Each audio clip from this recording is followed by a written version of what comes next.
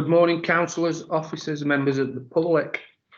Welcome to this virtual meeting of the Strategic Planning Board. I am Councillor Hunter. I am the chairman for today's meeting. Although on the last item, I will be stepping aside and Councillor Stuart Gardner will be taking over the chair as I'm going to speak with my 5 minutes allotted time. So, first of all, I will begin by explaining some ground rules for those who are taking part in the meeting to follow. Please, can you keep your camera and microphone switched off unless I invite you to speak? Sorry, Chairman, is your microphone definitely on? Yeah? Yeah? Can anybody hear me? Why is this doing this again? Yes, Chair. I can hear you. Right, okay. Right, well, I'll carry on again. So please, can you keep your microphone and camera switched off unless I invite you to speak? This is to ensure that only one voice can be heard at a time, talking without interruption.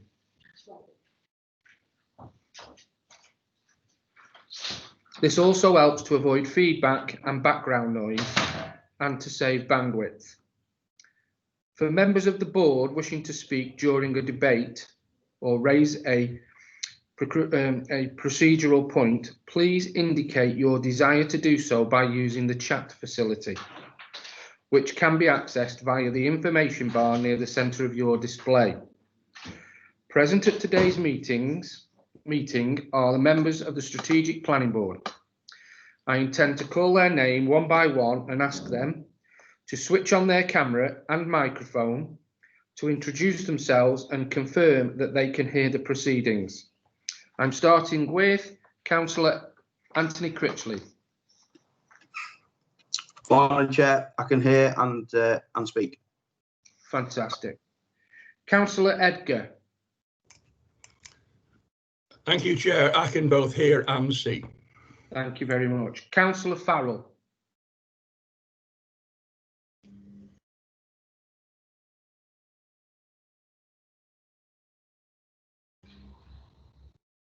Councillor Farrell.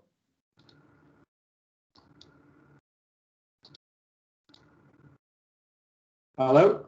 Yeah, I can both hear and see. Oh, thank you very much, Councillor Farrell. Councillor Gardner. Yes, Mr. Chairman, I can see and hear. Thank you very much. Sorry, Chairman. We've got a technical issue in that the broadcast is not being heard by the public, so we just need to adjourn the meeting until we sort that out. Right. So nothing has been heard, so we will have to start the meeting again, but we're going to adjourn it for 5 minutes to try and sort it out. Has everybody got that? Yeah. Yes, Chair. Okay. Yes. Yes, Chair. Yes. Thank you very Yeah. Okay, Sarah.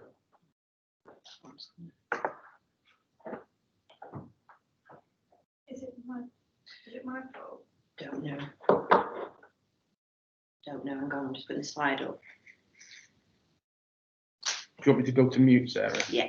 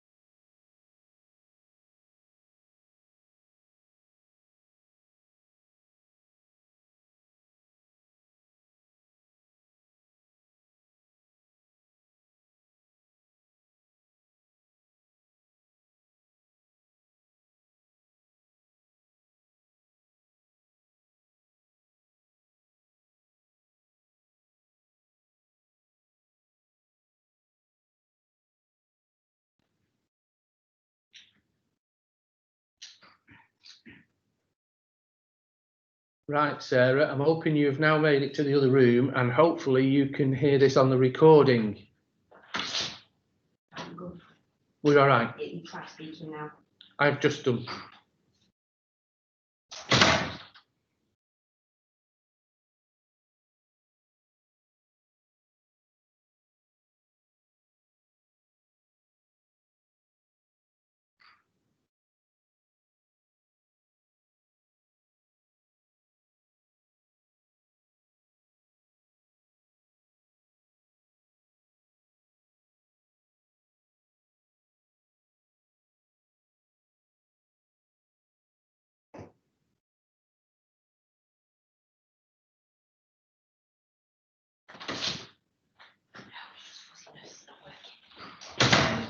Sorry, we're still having problems. Just bear with us.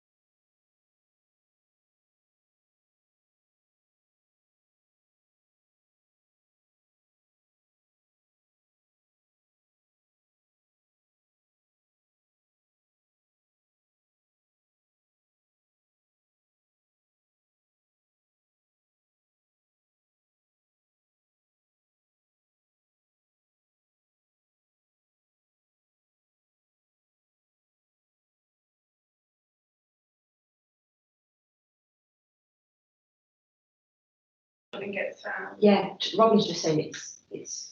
I don't Fuzzy. know. I've Well- got the wrong headphones. That's my problem. Well, I'm speaking. I've got my microphone on mute. Yeah. If Sarah's going to pop and just see if we can get this on the recording. You can hear me okay, can you? Yeah. But that's on the earphones, isn't it? So we just got to wait and see what Robin comes up with on the. Let me just check I can hear you. A minute ago, so. I hope this helps to sort the problem out.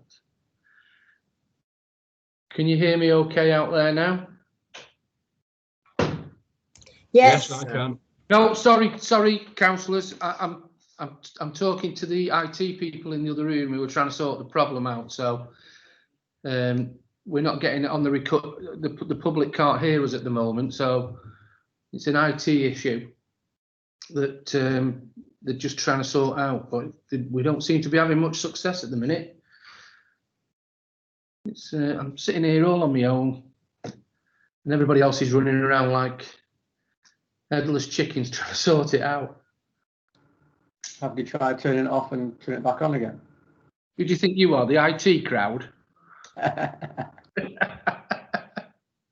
Yeah, they've done that actually. They have actually done that. So, oh dear. We've done quite well really up to now. This is the first really big problem that we've had. So. Try and test them. Okay.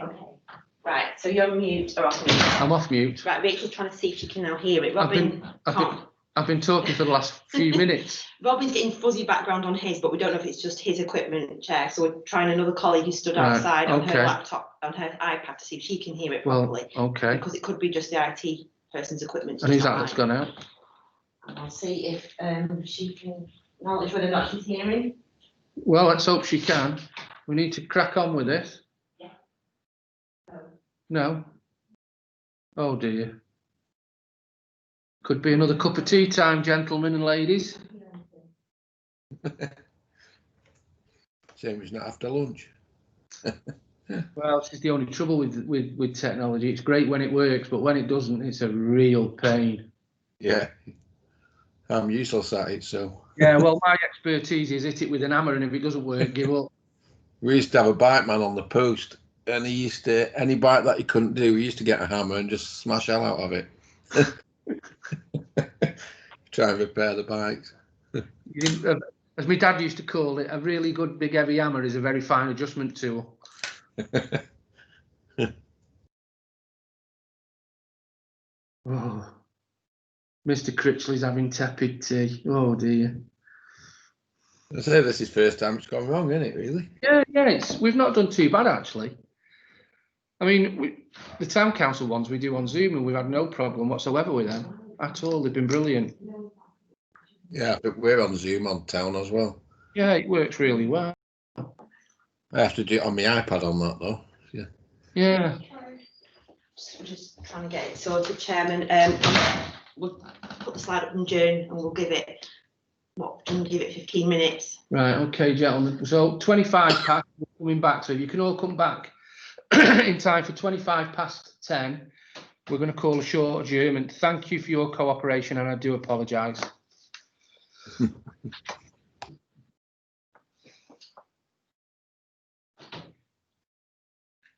Yeah.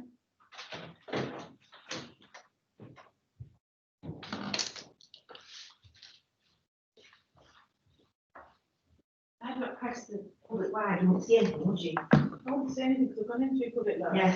And I could hear it on my, I've got the mic there, so I'm listening to what's being said. Right. Have you got just? Let me see if I can call my call. Look at why it's not going out. Your picture. Let me put my call up and see if you can listen. It's my fault. Not your fault. Nobody's fault. Hiya. No, We've got a problem with the strategic plan board and we can't hear the sound and we want to know why we can't hear. Can you do us a favour? Are you by your computer? You go to www.cheshireeast.gov.uk. You've got Teams, so you'll be able to hear. These things happen. And then, no, that's it. And then it'll be the home page. All we have to do is remember what we do to put it right Yeah. this time in case it happens again. And then Council Democracy on the left hand side. Okay, and then a browse agenda minutes. This is your fault. Yeah, When you said you'll have to come running upstairs and if it's then a click on problem. strategic planning board.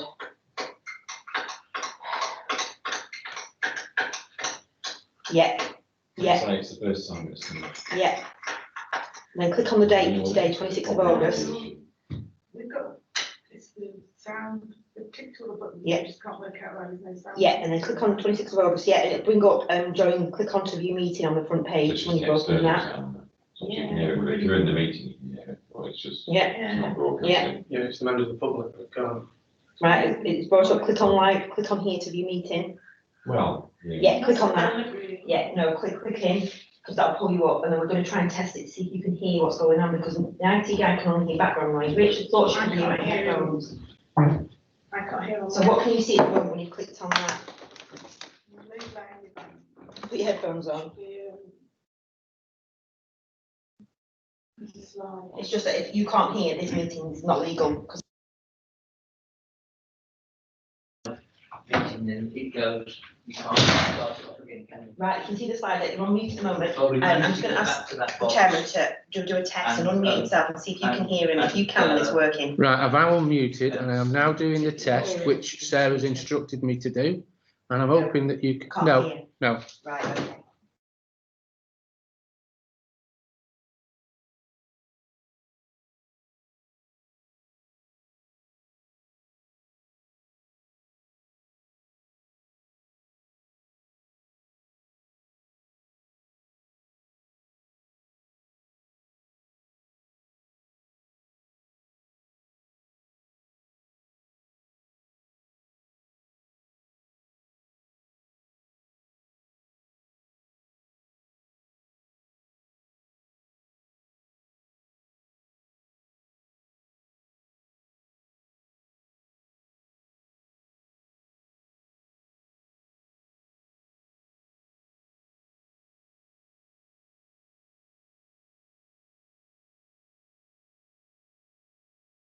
I'll go back into.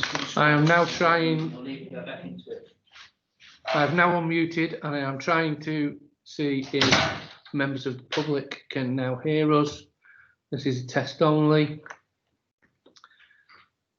Of course, it's all David Malcolm's fault. No, nothing?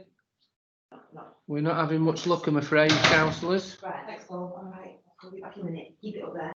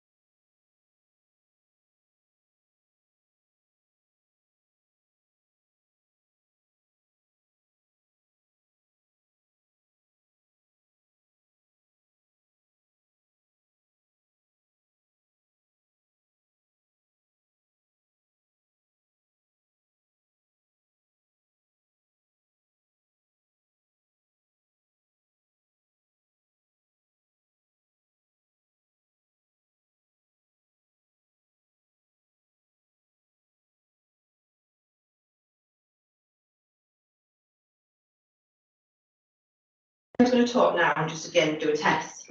Paul, I'm hoping that you can hear this message that's coming over the system, and I believe there is a time delay.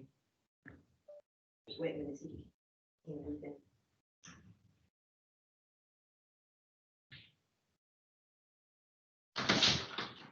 It's working. Oh, my Paul can't hear and he's logged on. Come out and go back in. Come in and go back in again.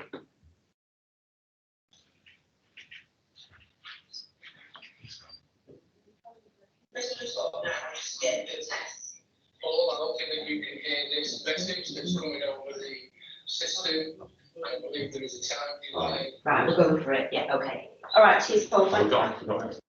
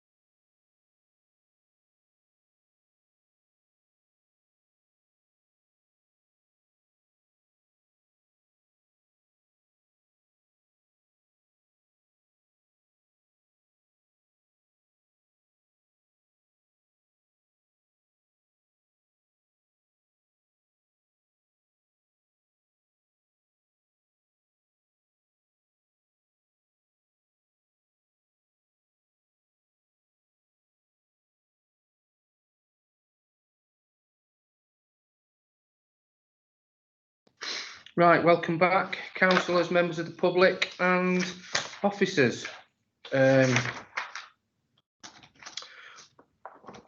We are going to start from the very beginning again, so I do apologise, but it's a must that we do this to make sure that we stay within the rules. So, yes, we've got the thumbs up, it's working fine, great. Good morning, councillors, officers and members of the public. Welcome to this virtual meeting of the Strategic Planning Board. I'm Councillor Hunter and I am the chairman for today's meeting. I will begin by explaining some ground rules for those taking part in the meeting to follow. Please, can you keep your camera and microphone switched off unless I invite you to speak? This is to ensure that only one voice can be heard at a time, talking without interruption. This also helps to avoid feedback, background noise, and it will save bandwidth. For members of the board wishing to speak during a debate or raise a procedural point, please indicate your desire to do so by using the chat facility, which can be accessed via the information bar near the centre of your display.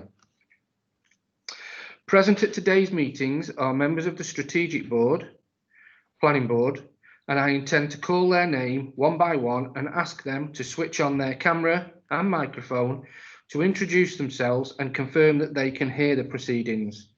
Once they have acknowledged that they can hear and see the proceedings, can they please again switch their camera and microphone on mute, please. So, starting with Anthony Critchley. Yes, Chair, I can see and I can hear. Thank you very much. Councillor Steve Edgar. Thank you, Chair. I can both see and hear. Thank you very much. Councillor Ashley Farrell.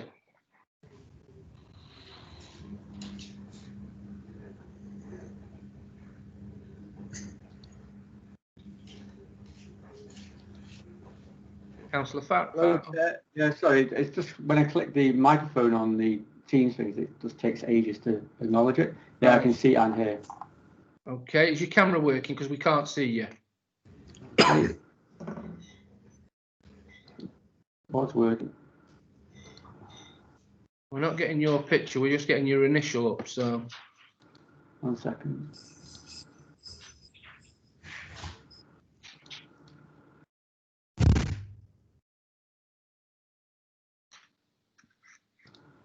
What's working before? I don't know what's going on now. Shall we restart Teams or something?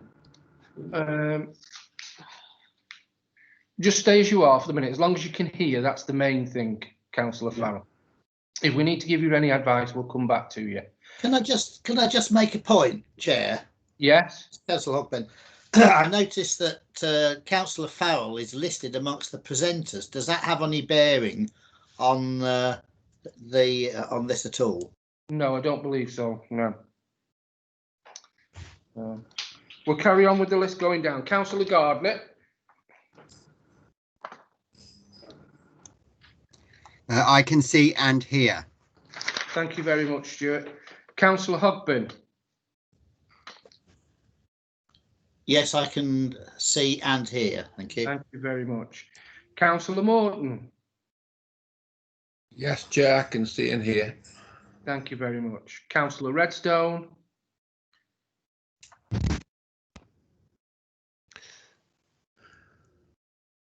Yes, I can see and hear, Chair. Thank you very much, Patrick. Councillor Smethon. Yes, Chair, thank you. I can see and hear. Thank you very much. Councillor Wetherill. Yes, Mr. Chairman, I can see and hear. Thank you. And Councillor Williams. Thank you, Chair. I can both see and hear. Thank you very much.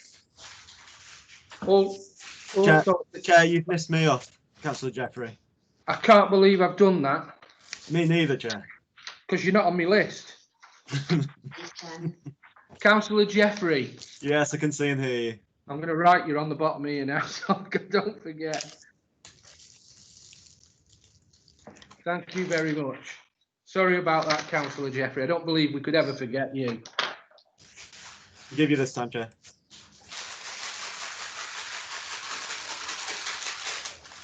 Right, also present at the following meeting are the officers who are here to advise the board regarding the applications and items on the agenda.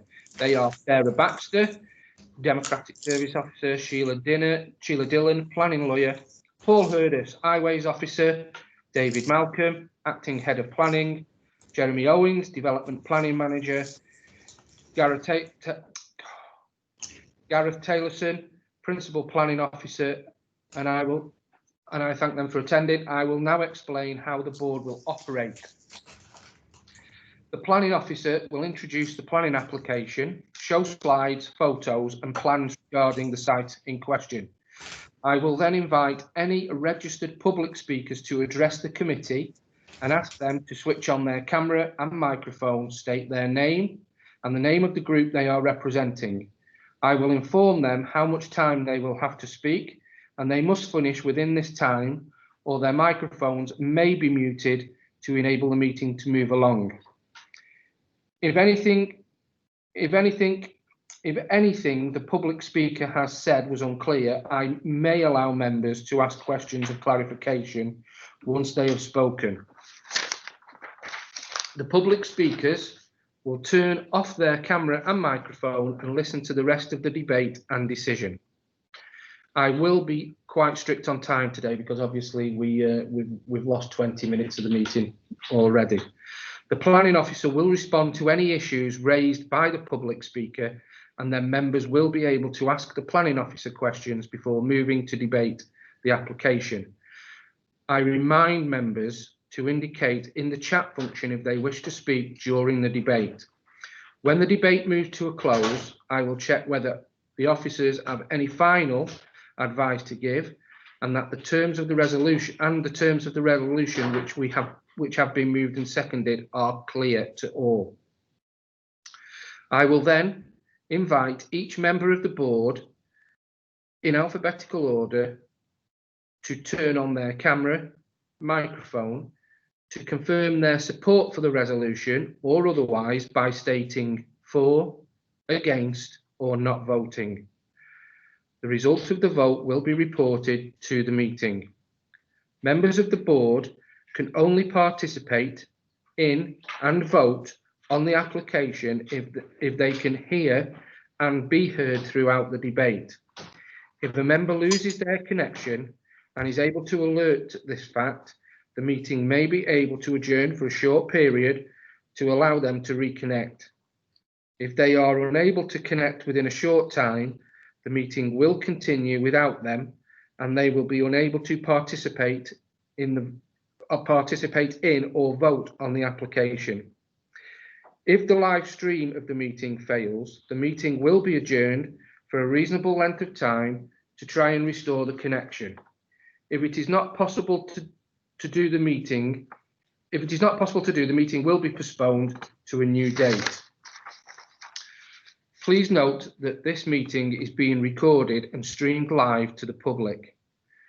We now move to the first item on the agenda, item 1, apologies for absence. Yes, Chairman, apologies from Councillor Gross and his substitute is Councillor Smetham. Thank you very much. Item 2, declarations of interest. Are there any declarations of interest from the board members? Please, can you indicate in the chat facility and then I can ask them to verbally report their declaration. So we'll start off with Councillor Edgar. Thank you, Chair. I am both ward and parish councillor for item 5, the Basford East application. However, I have not been consulted or come to any predetermination on that matter. However, on item 7, in view of the detailed comments I have made online and on pages 65 to 67, I realise that I may be showing a level of predetermination on that application and have been advised to withdraw from it when it comes forward and not take any part in the debate. Thank you. Thank you, Councillor Edgar. Councillor Jeffrey. Thanks, Chair. I'm the ward councillor for item 6, the Wilmslow Business Park. Took part in a pre-application meeting in September last year, and I subsequently put the representative of the agent, Kate McLean, in touch with the head of the high school, which is next door to it. And then I advised that I should have no further involvement. And I think I did CC you into that email at the time, Chair. I've since had correspondence with her on a different matter on COVID measures in Walmsley, but we've not discussed the application at all, and I'm not predetermined. Thank you very much, Councillor Jeffrey. Councillor Hogben.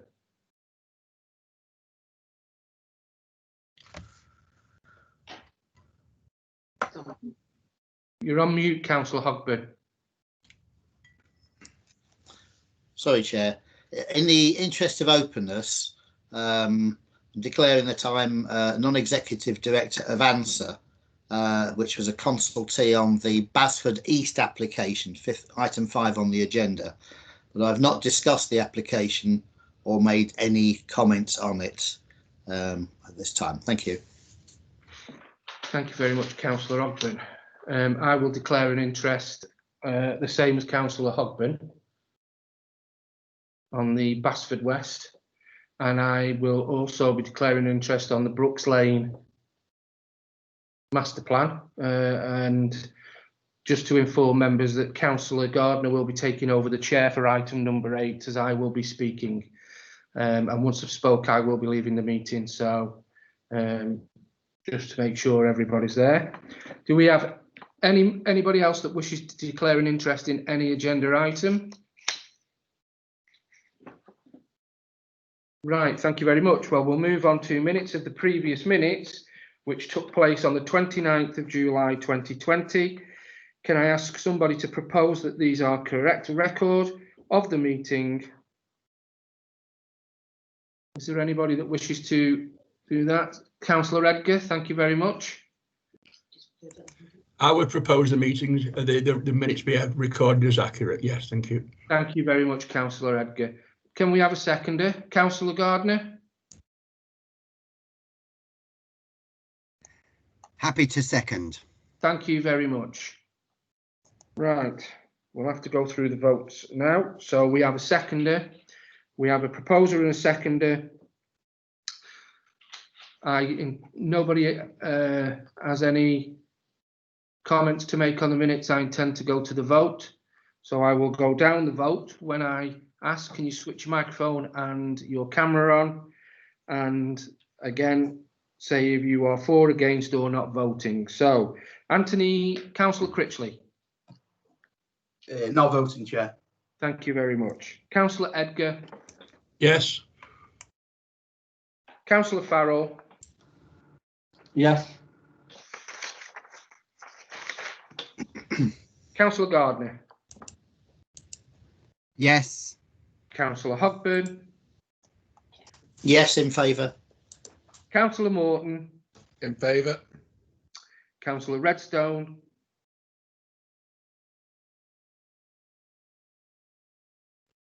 Yes, in favour. Councillor Smethern. Not voting. Councillor Wetherill. Yes, in favour. Councillor Williams. Yes, in favour. Councillor Jeffrey. Not voting, as I wasn't present, Chair. Thank you very much. And I will vote for. So the result of that will be 8 in favour, Chairman, and 4 abstentions. Thank you very much. We now move on to public speaking, which I have set out the rules for public speaking already for this committee. So we will now move to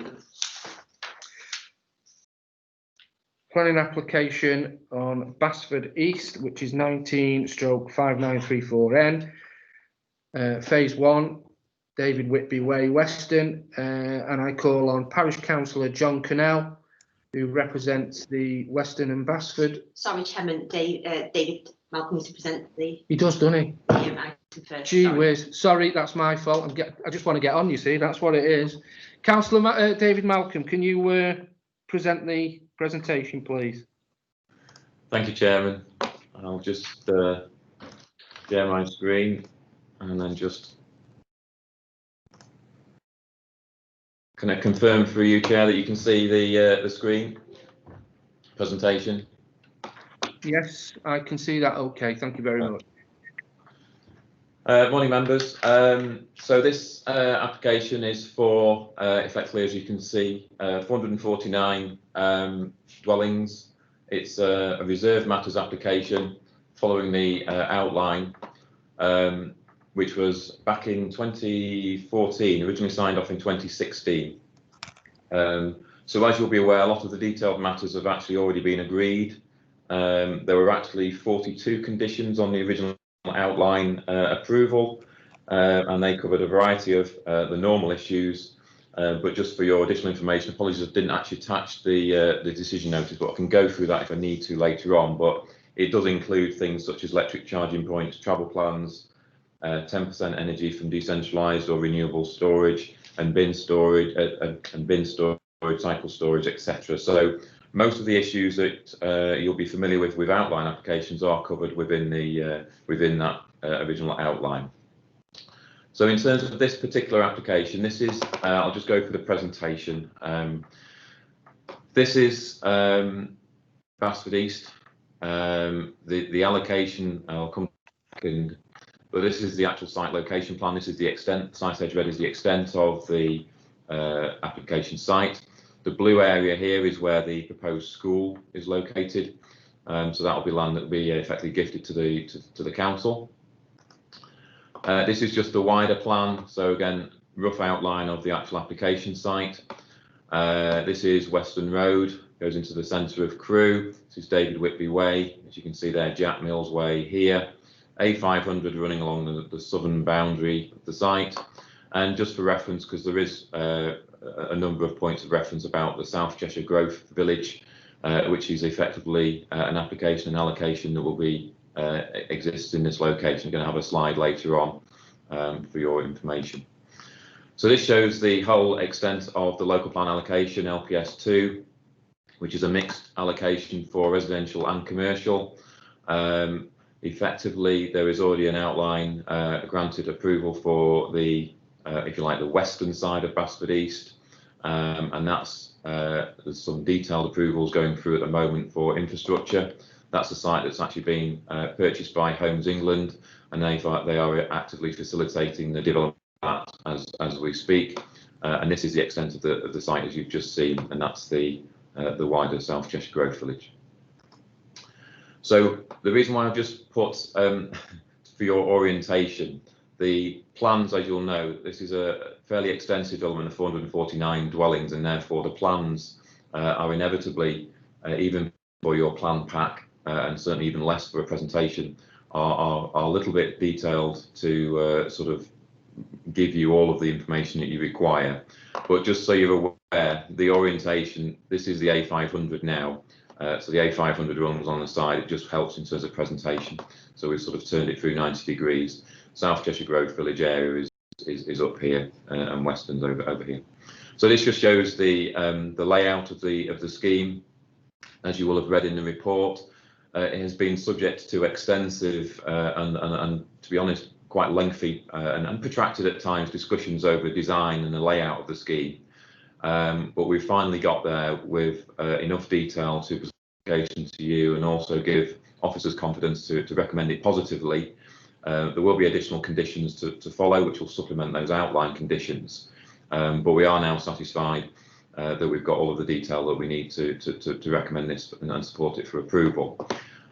Just based upon this plan, the access point comes in from the existing stub from the existing David Whitby Way. In terms of it is already there. Access comes in, and then there's a spine road that runs through the site, going sort of north to south.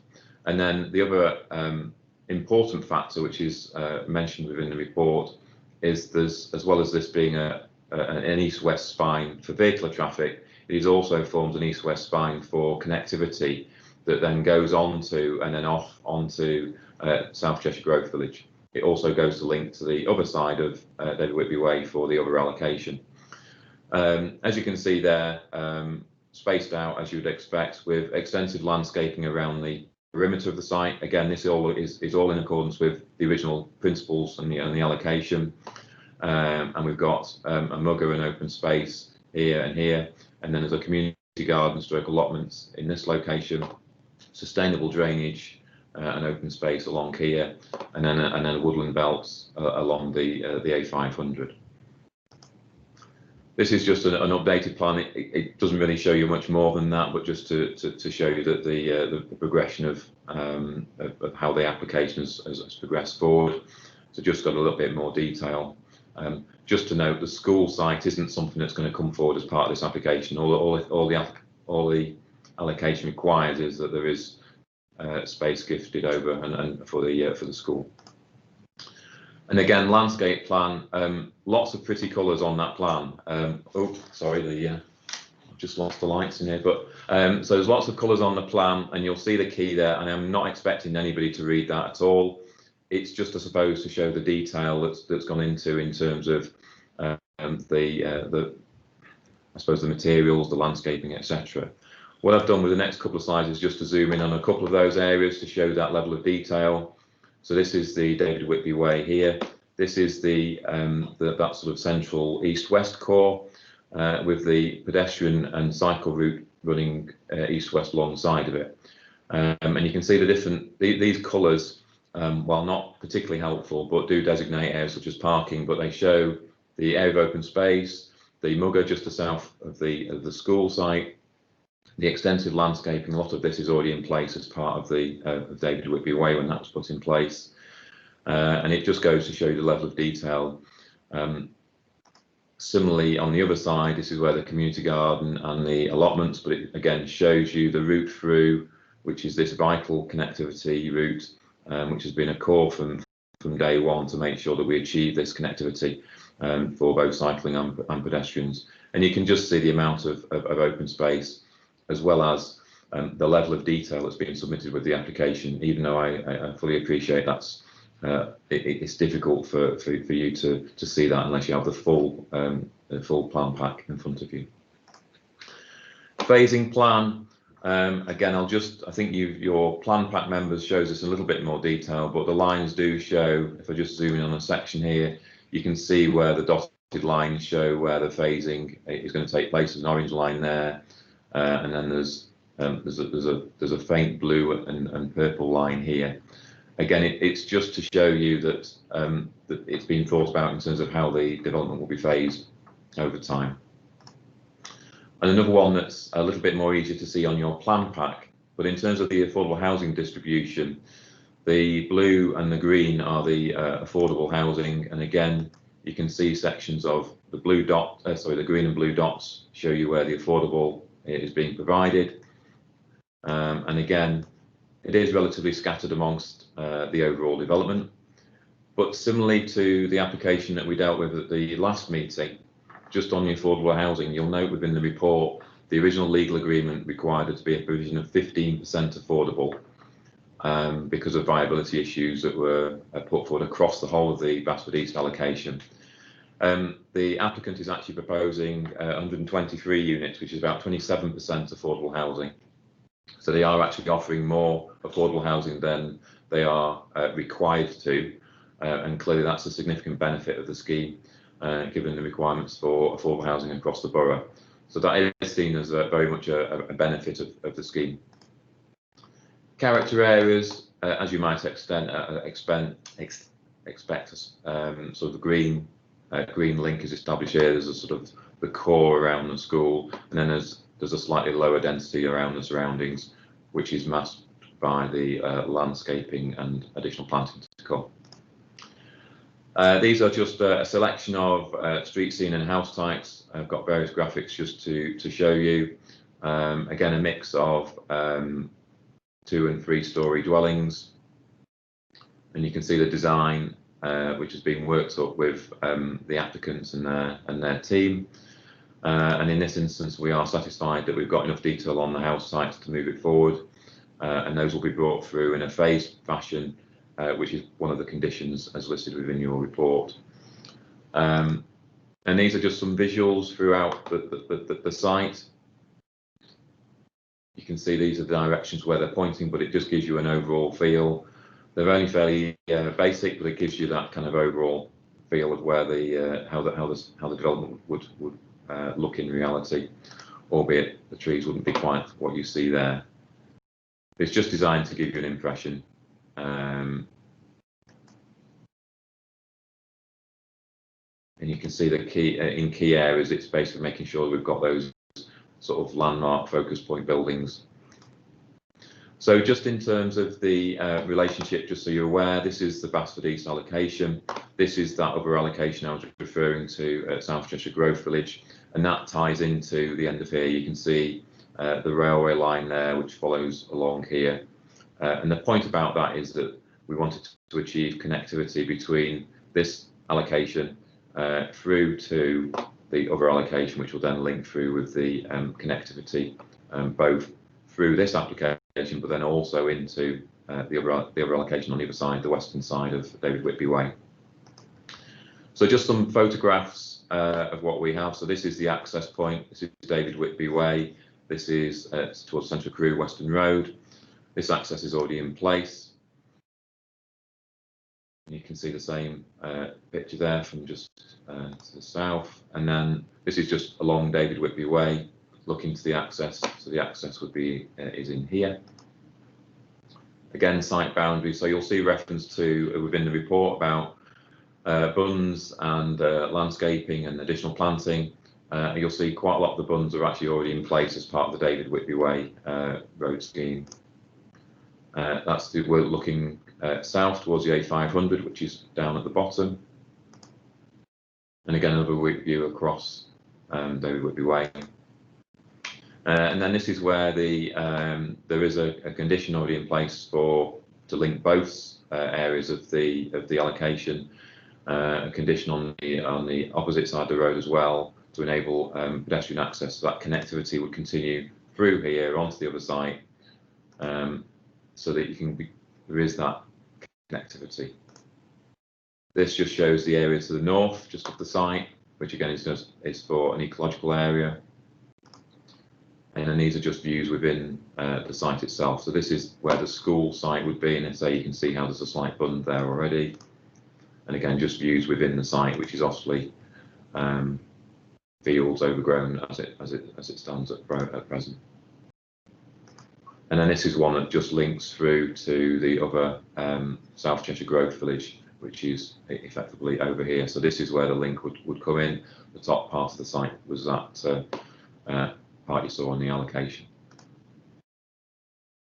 And then just a couple of final ones of to the eastern corner, which is where the additional landscaping will be going. So just to summarise in terms of the actual application itself, it is an allocated site with outline planning permission for housing. It does provide appropriate connectivity and linkages to adjacent sites as part of the local plan, including the new school site. It provides more affordable than the original is a requirement for.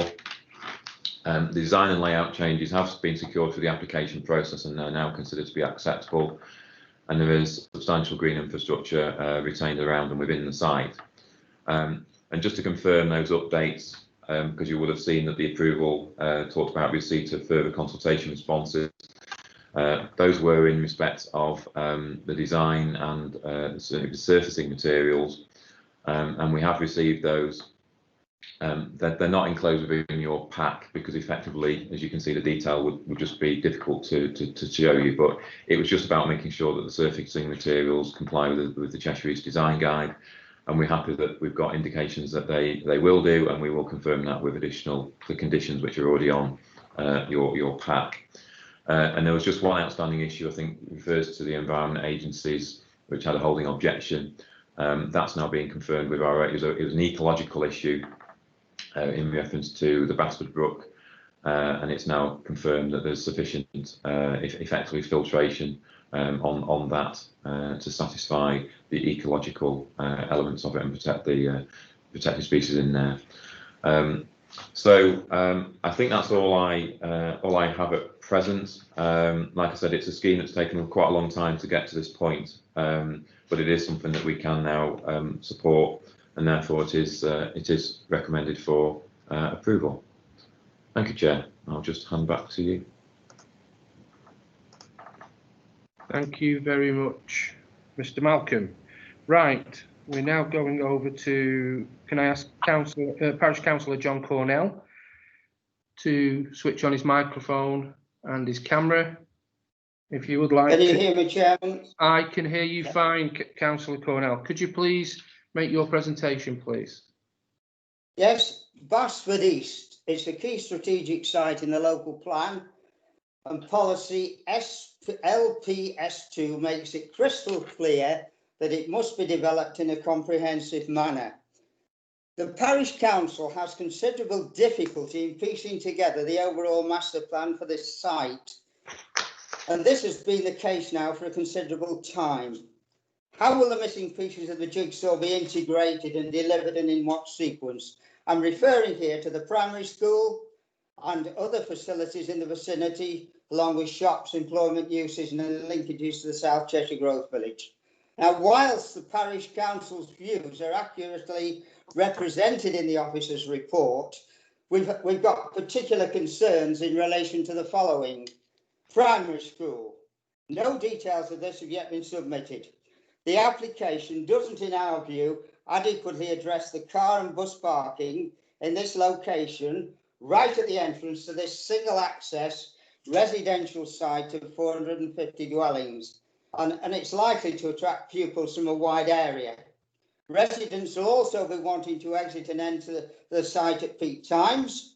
And in the Witchwood Village part of our parish, whilst there's no actual school, the ensuing chaos experienced as a result of buses trying to pick up and drop off children and turn around while residents are trying to get in and out of the estate that has 300 dwellings in it, must give a flashing red light and be avoided at all costs. These matters, in our view, need to be resolved at this stage and not left till later.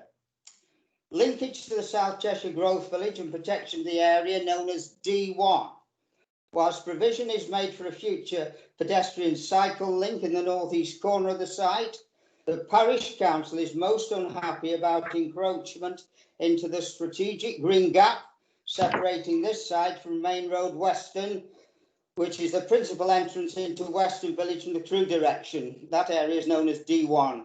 We must avoid any development creep into this land, given that it's flat, you saw in the photograph, and without physical boundaries.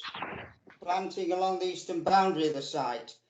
We're very pleased to see that a detailed planting scheme has now been submitted along this eastern boundary, but we need to be reassured that this will include semi-mature species, and also that structure planting in this location takes place in the forthcoming planting season to ensure an effective screening for Western Village before development commences.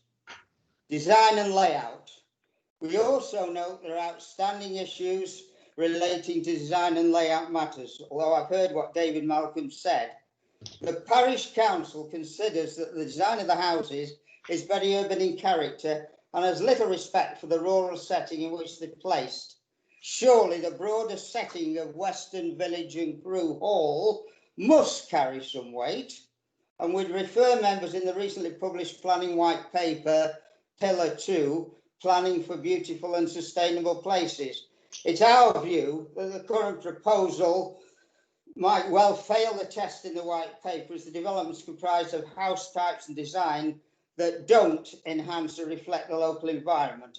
In summary, Chairman, given the lack of plans and potential problems relating to the school in particular, along with design and layout and other outstanding matters, Parish Council requests the application be deferred and brought back to committee in due course.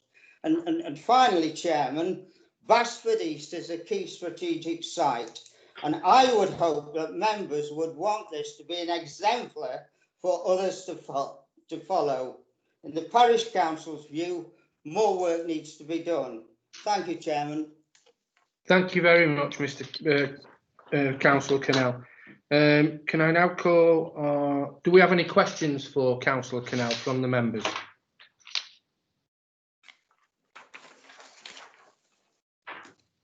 No?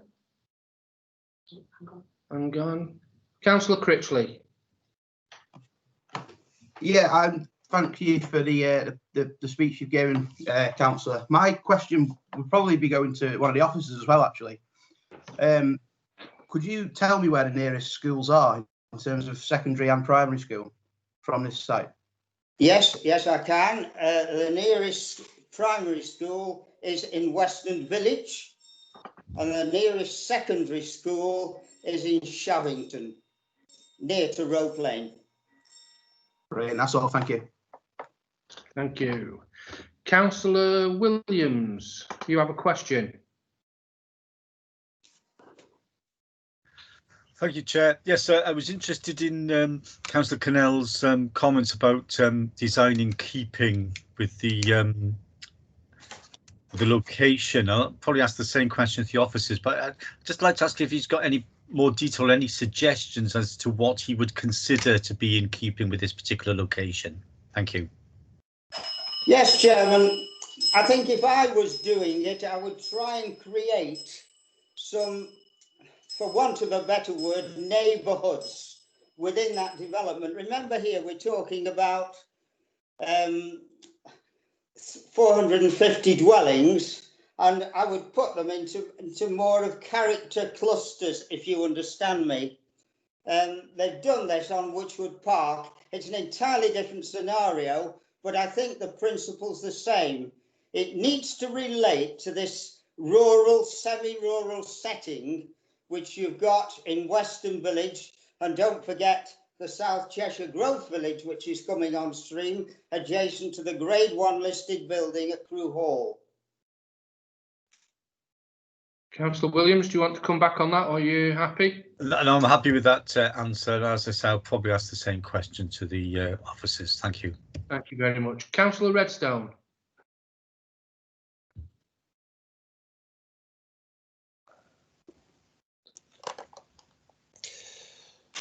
Mr. Cornell, could you sorry, Councillor Cornell, could you tell me, does this site, in your opinion, accord with the master plan put forward by, I think it's, what is it called? LPS2. In principle, the overall master plan at outline planning stage accords. The problem is, here we're talking about a school site. You're going to be talking about community facilities linked close into this access. You're going to be talking about the details of the linkage into the South Cheshire Growth Village. Now, this jigsaw has to be linked together. You're also going to be talking on the other side of the Crewe Green Link Road, as I call it, to linkages into Weston Village. So there's no Berlin Wall here. It's got to fuse into the rest of the community. And that's what I'm saying, where we're having difficulty in seeing how this master plan links together, and particularly when we get a proposal like this for 450 houses, which is an awful lot, and it needs to start quickly, and, you know, in which comes first and in what sequence. That's what I'm talking about. Thank you very much. Thank you, Councillor Redstone. Any more questions before I ask for the next speaker? Okay, Councillor Cornell, thank you very much for your contribution. It was excellent as always. Oh, sorry, Councillor Smith. Councillor Smith. Oh, sorry, Councillor Smith, you just come up. Yes, can you ask your question, please? Apologies, I was a bit slow with that one. Can I ask you, Councillor Cornell, if you have a clear picture of the parking and drop-off arrangements for the school? No, I don't. And this is at the nub of what we're asking for details to be presented of this school, because it's so important. This will be the focus of the community at that point, and it's right on the entrance. And I'll be honest with you, virtually every other day in my post bag are problems on Witchwood Village. I can't emphasise that too strongly. Councillor Smetham, do you wish to come back? No, just to thank Councillor Cornell. Thank you very much, Councillor Smetham. Councillor Cornell, thank you once again. Thank Can I you. now ask Mr. Rob Londonbury if he would like to make his presentation? Thank you. Yes, thank you, Chair. Can you hear me okay? I can hear you fine. Thank you very much. Fantastic. Thank you. Thank you very much, Chair. Thank you, members of committee. So my name is Rob Londonbury, and my role is as Director of Strategy at Onward Homes. My colleague Sandy Livingston is our Director for Development, and Sandy is also present on this call. Onward Homes is a housing association, and we build new homes for affordable rent and for sale. We're not a speculative developer, and we're not a national house builder. We view ourselves as doing things a bit differently and perhaps a bit better. We're Northwest based, we focus on quality and partnership working, and we reinvest the profits in the communities that we serve. In 2016, this committee resolved to award outline planning consent to build 490 homes on this site. Since then, Onward Homes and our partners Lane End Developments have worked closely with your officers to add more details and more value to these proposals. Now we're asking for your permission to get on site and deliver this new community. Basford East is an important allocation in the Cheshire East local plan, as we've heard from your officers. It's part of a strategic growth area for the borough. Indeed, these proposals demonstrate that Onward Homes is entirely committed to the plan-led delivery of new homes. Securing homes on this site will boost housing supply in the years ahead, and in turn, this will protect the fields that you have decided to leave out of your local plan. If you resolve to grant consent this morning, you will immediately secure the following: 123 affordable homes, that's almost double the number required. 326 homes for sale on the open market, providing the first foot on a housing ladder for many local people. £4.5 million for road improvements. £1.5 million towards a new local primary school. Delivery will also be supported by a £2 million grant from Homes England, so this will secure national funding for the benefit of local people. Your officers have pushed us hard on quality, and we're very happy to have responded positively.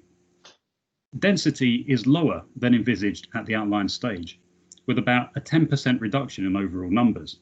And we did this because we thought that this struck the right balance between the number of homes, but also providing a green and pleasant community that's going to be easy to get around, whether that's by foot or by bicycle.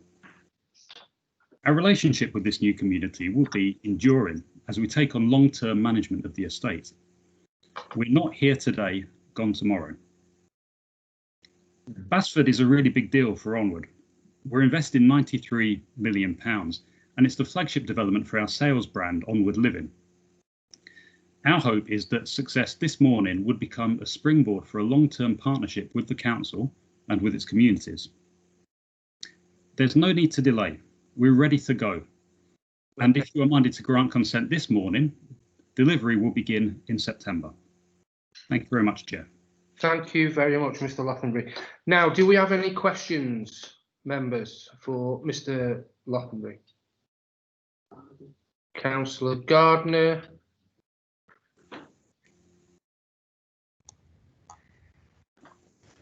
Mr. Lockenbury, this is a reserve matters application that we're being asked to consider, and yet the officer's report is telling us that you have not yet provided all of the details of all of the phases.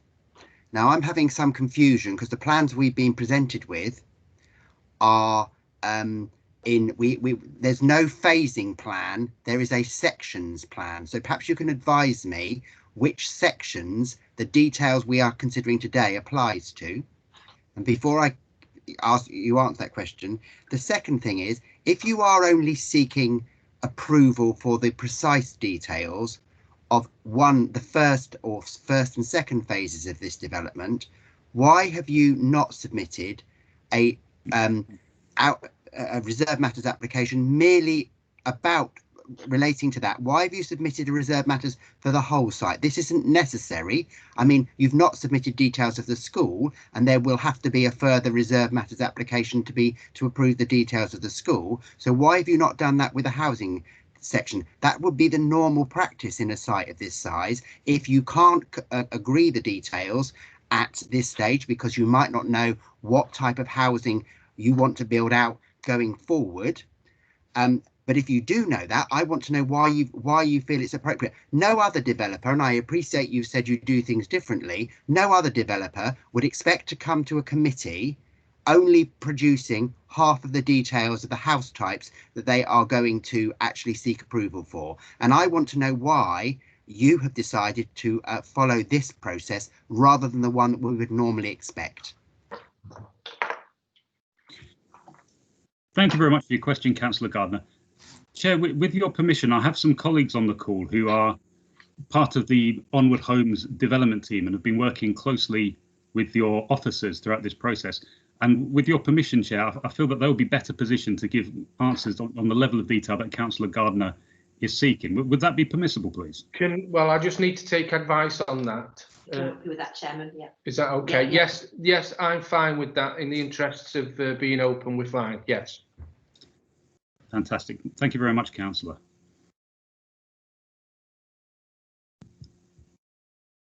So may I ask Sandy O'Connor, are you available on the call, please? I think Sandy's here now, Chair. Chair, thank you very much for this. I think the view we have taken is that we treat the site as an entirety. And the nature of the development we're seeking to deliver is about consistency of approach across the site because we will be here longer term. It allows us to determine the application today, allows us to consider the whole development.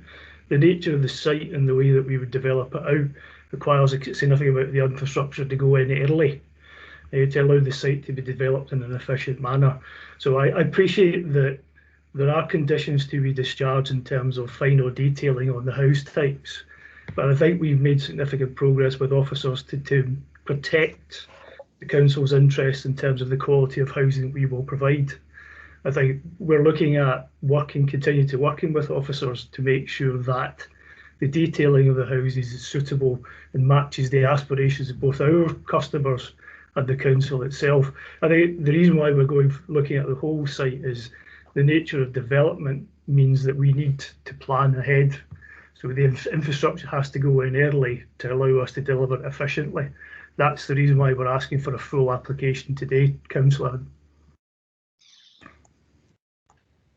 No, you're not. You're asking for approval of reserve matters. If this was a full application, I might understand your thinking. This is the approval of reserve matters. You could have chosen not to seek approval of design of property as part of this scheme. You have not. You're seeking approval of something and you failed to provide all the details. And I know what it says in the officer's report. I've read it in details and I've discussed it. So what I'm saying is that why are you not going for a partial approval of it? Why have you sought to seek things to be approved that you have not submitted details of?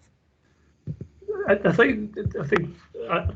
believe that we have significantly answered and provided details for the design of the houses. I think what the officer's report is referring to is the final detailing of individual plots, which is the part that comes we're seeking to discharge through condition. Just in terms of the absolute detail, Connor, is there anything you want to add? Yes, Andy, I would just pick up on the first points that was raised, which was the phasing and the section plans. So the sections and the phases are the same thing, basically. So the section 2A is what we've detailed out in the original. And then there is a phasing plan, which was in the original presentation pack, which lists out the units and tenures across the site. And just one other point I'd like to add is that CEC Education are responsible for the delivery of the school, as opposed to yourselves. We wouldn't be taking the planning on that specific site forward. Sorry, can you just confirm? You've said you've only submitted details of section 2A. No, so we've as Sandy just alluded to, so it's the final details of specific house types. So they've been fully detailed out within 2A, and an agreed approach has been set with the later sections that would be conditioned out across the site. Sorry, no.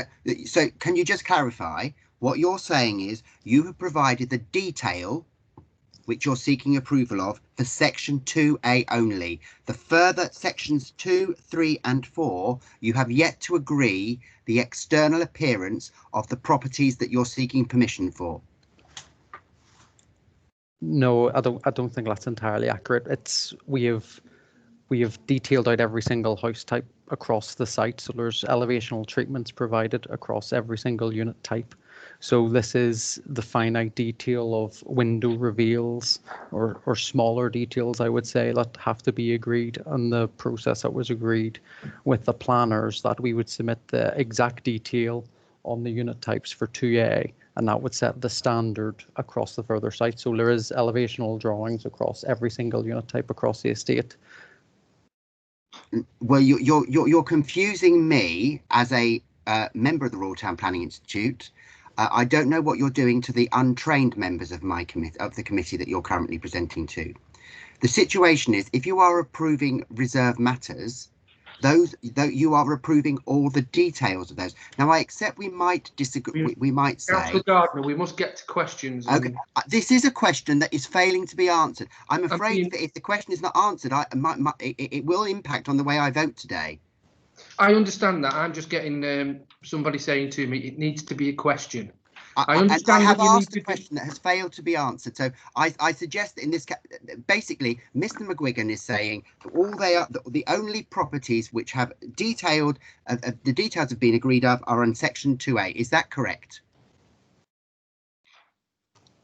I would defer back to the planning report. As I've stated, I've listed the level of detail I think we have provided as part of the application.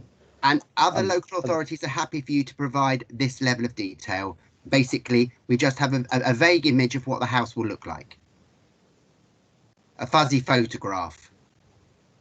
I don't believe it is a fuzzy photograph. We have submitted elevational treatments for all unit types, but...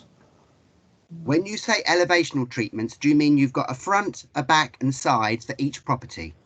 Have they each been provided for each property? Of each unit type, final details on window reveals, because the planners have been very specific. We've had a number of meetings with planners about the finite detail of window treatments, porches, elevational treatments, render types, how that transitions across, different elevational treatments with timber and how that's treated. So we've submitted a host of what our elevations are for each unit type, and the planners, and we've went into absolute detail as to how that will be finished within 2A, with the idea that that would set the standard of conditions across the remainder of the site. So have you got house types in sections 2, 3 and 4 that are different to those that are in section 2A? Yes. So you have yet to agree the details of house types in sections 2, 3 and 4. We've submitted the house types. It's the final elevational treatments and details that are yet to be agreed. And I think we're talking. I think we're at cross purposes here. What you considered to be details and what I consider to be a detail are two different things. And I practiced as a planner for 25 years, and I'm afraid if I was the officer writing for this, you would not have been getting a positive recommendation because of the lack of detail and the implications that has going forward. Thank you. Right. Thank you very much, Councillor Gardner. Any more questions? We have Councillor Jeffrey. Thanks, Chair. 3 quick questions. So, leading on from Councillor Garden's comment, I'm assuming, didn't see it in there, but I'm assuming the housing mix is agreed for the later phases, stroke sections. The second question is, I think I read that the storm event we're considering is a 100-year plus climate change event. I'm just wondering on your comments on that, whether you think that's appropriate, or should we be going to a more onerous event? And if so, what your margins are on it, if it's going to be okay. And the third one is, there seems to be a bit of a scarcity of the affordables in section 4. I think out of 167 houses, there's only 12 affordables. So I just want your comment on that. I don't mind if you have front loaded it. That's fine. I was just wondering if there was a reason for that. Thanks, Chair. Thank you.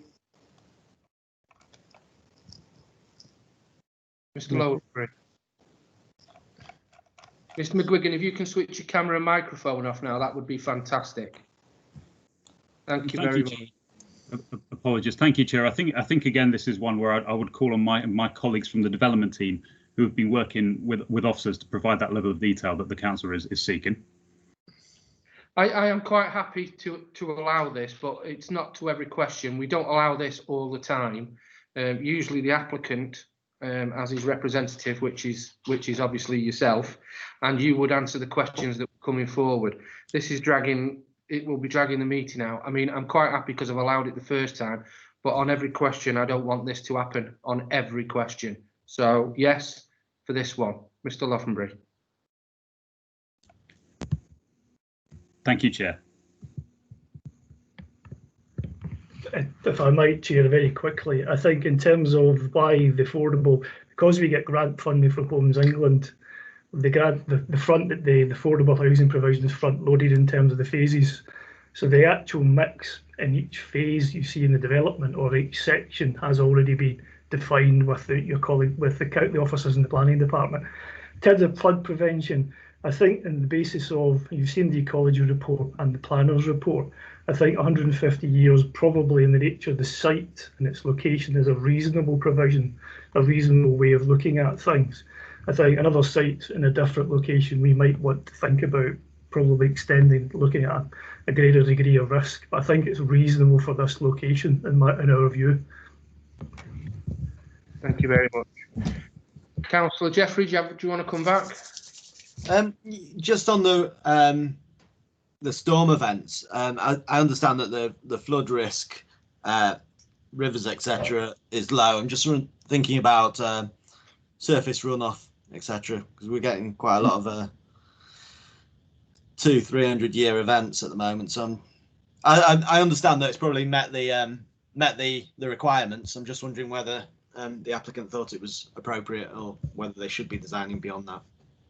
Sorry, Councillor. I think it's appropriate on the basis of looking at the layout of the site as well. I think we match it in terms of attenuation and site runoff, but I think on the basis of the overall density on the site probably allows us to be comfortable that we wouldn't, even in this current climate conditions, see that as a major risk. Okay. Thank you. Thanks, Chair. Thank you very much, Councillor Jeffrey. I'm now going to go to Councillor Farrell and then Councillor Smetham, just so you know we haven't forgot them. So, Councillor Farrell. Thank you, Chair. Sorry, yeah, I just want to ask a question to Mr. Loffenbury. The catchment area for the proposed school, is this just for the site or is it going to be a bit further afield, do you think? Yes, thank you very much for the question, Councillor. The school will not be exclusively for the use of children at this site or then for the rest of the Basford East wider strategic site when the subsequent sites within that allocation come forward. But it will be the case that it is the working presumption that children of families who live in this site will be within the catchment area of this school, and the working presumption is that this is the school that they would attend. Yeah, so okay, so it should be so this site and the wider area as well. Yes, that's right. It would follow the usual council policy around how catchment areas are established. But if the question is, would it be exclusively for children at this site? No, other children will be able to attend the school as well. Okay. So do you see any potential issues about having the school on the single point of access for the site development? In our view, that's an advantageous location for the school. It provides easy access from the road system, both for children and families within the site, but also beyond the site as well. So I think the answer to that question, Councillor, relates to my to your first question as well, which is to make it as easy as possible for families to get their children to school in the morning. So do you see any points in time throughout the day, typically where there may be an issue with increased traffic and choke points when trying to access the school and people trying to access the development or exit the development. Clearly, Councillor, you're right to raise the question, because that is very much the kind of consideration that we've worked through carefully with the officers at the council. There is a drop-off area allocated which will facilitate that, but our conclusion, and I believe a conclusion which is supported by officers at the council, is that whilst there would be an increase in traffic associated with any development and any new school, we believe that the arrangements are more than acceptable. Yeah. And it's not, thanks for that, it's not on my drawings as I can see, and I don't know whether it's the printer or something, but can you confirm that there will be, obviously you've got I can see the parking drop-off points. Can you confirm there will be like actual crossing points for pedestrians at that area as well? To get from one side of the road to the other, because the parking drop-off points, as I can see them, are on the opposite side of the road to the school, so there will be an issue crossing the road there. I apologise, Councillor. That last part of the question I didn't quite catch. May I ask you to repeat it, please? I think there was a connection issue. Oh, okay, yes, sure. So apologies. in regards to the drop-off point opposite the school, the drop-off point, I can see it on my drawings anyway, are on the opposite side of the road. So can you confirm that there will be some crossing points for children and parents to cross the road safely? I believe that the crossing points in that respect aren't shown on the drawings at the moment. But if it's felt by members that there is a need to put them in place, and that's certainly something we're happy to take forward with officers. And if it's felt that these are necessary, then absolutely we can ensure that these are added. So if they're not shown at the moment, but in further discussion with members and with officers, it's found that there is a need for them has emerged and a need for them has been clarified, then we will respond positively to that. Okay, thank you. That's I'm done. Thank you. Thank you very much, Councillor Farrell. Councillor Smethon, and then we will go to Councillor Wetherill, then Hodgman. So, thank you. Can you confirm that all aspects of the development comply with Cheshire East Design Guide, and also the internal room sizes are conform with the national recommendations, please? Yes, thank you very much, Councillor. First of all, as regards the design guide, we have been very much on a journey with officers to explore the most appropriate design for these homes in this location, which is one of the reasons why there's a bit of a gap between the outline consent having been granted in 2016 and now the detailed application coming forward. But in the discussions that we've had with officers, I believe we've reached a point where both we as the applicants and the officers in turn are comfortable that the designs that are being put forward are compliant with the requirements of council policy. As regards the size of the internal rooms, then yes, my understanding is that everything that is being proposed is in line with national and local planning policy. Thank you very much. Thank you, Councillor. Councillor Wetherill. Thank you, Mr. Chairman. I have two questions for Mr. Loganberry. First of all, there is no mention in the report or on the conditions of any electric car charging points. Are you planning to install any? And secondly, my second question is, when phasing is completed on a development of this magnitude, are you planning to, has any consideration been given at all to a convenience store? After all, this development is some way away from shops. Thank you. Yes, thank you very much, Councillor. And in respect of the first question, in the interest of saving time, the answer is yes, there will be electric car charging points provided. The provision of a convenience store, we agree that that is an important element for any new community. That is something that will come forward as part of the wider master plan. As I know all councillors are aware, this application is part of a wider strategic site. Yes. And the shops will come forward on the other side of David Whitby Way as part of a subsequent fulfilment of that strategic allocation. So not as part of this application, but it is envisaged by the master plan more widely that the shops will be on the other side of the main road. Thank you for that. Thank you for your response. Thank you, Councillor. Thank you very much, Councillor Wetherill. Councillor Hogben. Yeah. Thank you, Chair. Just a couple of questions. Well, the first one is, what are the timescales for development? It says reference to phases, I think 1 to 4, and I can appreciate that particularly that the affordable housing is front-loaded, which I think is probably good news, when so many developments offer so little affordable housing. So what are the timescales for development, phases 1 through to 4? And the other, it sort of follows up on questions others have asked relating to the future primary school. Now, I appreciate that this will cater for people within not just this site, but presumably the site on the other side, on the western side of David Whitby Way. So that might well be the biggest part of the intake for any future school.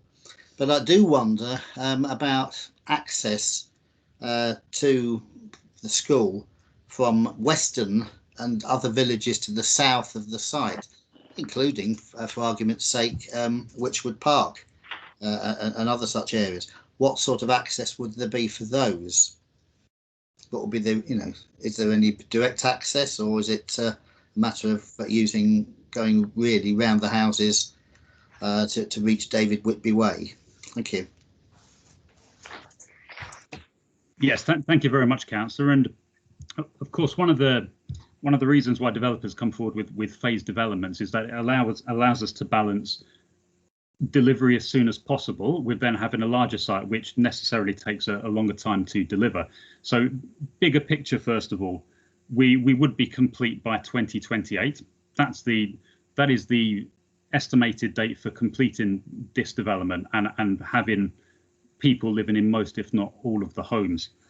In terms of getting going straight away, I think one of the benefits of our approach to this is that we're ready to get going now and start building homes straight away. So if committee are minded to provide us with planning consent in this case this morning, we can get building from September, and we're anticipating that people will be moving into the first homes towards the end of 2021, which in my view is particularly good for two reasons. One of them is that for reasons that councillors are extremely well versed with, we need to make sure that we get the economy going. We need to make our contribution to the regional and the national recovery. And of course, all of the construction activity will help in that respect. And the other reason, of course, is that we're talking about providing affordable homes for people who are finding it tough to get on a housing ladder, tough to find an affordable place to rent, and also providing homes for people to be able to buy a home for the first time in their lives through the open market sales that we're going to be providing. So in our view, there's a degree of urgency around that, and we're ready to get going straight away. On the second question on access to the school, first of all, the location of the school we feel is the right location because it is fairly central regarding if you take a whole master plan view of this strategic allocation coming forward. And in the first instance, we're talking about 800 or 900 homes across that area. So most of the children coming to the school, ultimately, you would anticipate would come through this development. With reference to a question by one of your colleagues on the committee previously, yes, there will very possibly, well, there's likely to be children who don't live on this development come into this school. And the discussions that we've had with council officers have brought us to the view that the major road layout, the reinvention of the local road system that is proposed as part of this strategic allocation, it facilitates all of the movements that we would reasonably expect to happen. So in short, in discussion with your officers, we feel that this would work very well. Thanks very much, Councillor Ogden. We now have, we got any more questions? No more questions. I'd just like to ask a couple of questions, if I may. Firstly, I'm a little confused to why we would stick the drop-off to the school on the opposite side of what would be a collector road into the site. Can we not move the drop-off zone closer to the school and take the road on the outside of that, which would be safer for the children? Even if we put crossings in, I still don't, you know, I'd still sooner have children not crossing the road rather than crossing the road. And I've noticed that we've got the play area, the neat play area, which is completely surrounded by the affordable houses. And then we have the nice village green, which is completely surrounded by the open market sale houses. So that's, again, a bit, I would have sooner have seen the play area more central in the site rather than stuck on the outsides. If then, you have no need to answer that question because I will ask that of the officers anyway, but I'm just putting forward my concerns. Right, so thank you very much, Mr. Lonebury. I appreciate your time and your colleagues' time. Thank you, Chair. We will now go back to Mr. Malcolm, if you would like to come back. Thank you, Chairman. I think various points have been picked up, and probably some of them have already been answered, but I'll try and pick up going from the start. So I think in terms of going back to Councillor Cornell, I think raised similar issues that were then picked up throughout. So I think in terms of the overall sort of master plan for the area and what's happened with the primary school, employment and facilities, the site has been integrated into the surroundings. So that connectivity I alluded to on the presentation, that links all the way through to the western side of David Whitby Way, and then that links through with a footpath down to the south, which then links into Western Village itself there, and it also links, as I say, to the South Cheshire Grove Village on the other side. So in terms of connectivity and linkages, you know, officers are very much alive to that and are developing the scheme across what effectively would be 3 or potentially 4 applications, depending on what happens with the employment land on the other side of David Whitby Way as well. So officers are aware of the wider master plan in terms of integrating the various schemes. So that's what's happening in reality. Also, the South Cheshire Grove Village application hasn't come forward to members yet, but you'll see when that does that negotiations have been very much concerned with getting those linkages. In terms of the school and the various concerns about the access, through discussions, it's basically being considered to be the best location for the school in terms of accessibility. It works with the rest of the site. In terms of the details of that will come forward at a later date. You'll see in your report there's discussions with the council's education team, and they're still relatively early, so therefore the final details will come forward at a later date. In terms of the drop-off that's just been referred to, that kind of has arisen out of discussions with and picking up points from Western Parish. Yes, there's an issue about it's the other side of the collector road, but again, it's probably unlikely that they will be able to position it to the south of that. But it was just an option to consider. And I think the other thing around the accessibility is that it is intended that bus routes will go into the site as well. So again, in terms of just the overall accessibility, it is considered to be something that is an accessible site. I think in terms of the planting along the eastern boundaries, we've got conditions and we've got additional planting to go in. I can't promise they'll go in at the first planting season because effectively we will be entering that shortly, but also they'll be going in and will be timed to work in with the overall scheme as a whole. I think in terms of picking up various questions and answers, I think the other main point was, I suppose, around the details and the character of the development. Councillor Gardner is right to some extent in terms of there is still an element of detail that's outstanding, but that is only a minor detail, and I think that's picked up by the speakers in respect of some of those finer details to the overall house types. I wouldn't be presenting the scheme to members if we felt that there wasn't sufficient information for us to now determine the application. It has been, to be fair, it's been quite extensive and at times quite exhaustive to get to this point.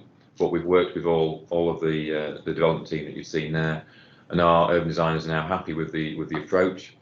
And the other reason why we've not split it into sort of saying having sections of reserved matters with details, so you have all the details to come forward, is that we want the overall scheme. We want to see how it's going to work overall, and it is only that finer detail that we're now saying that will need to be conditioned. So we have all the detail that we think we are able to make a recommendation to members on, and you've seen the updates that have confirmed that the character area was one that was outstanding, is now considered to be a green in terms of the Cheshire East design and building for life assessment.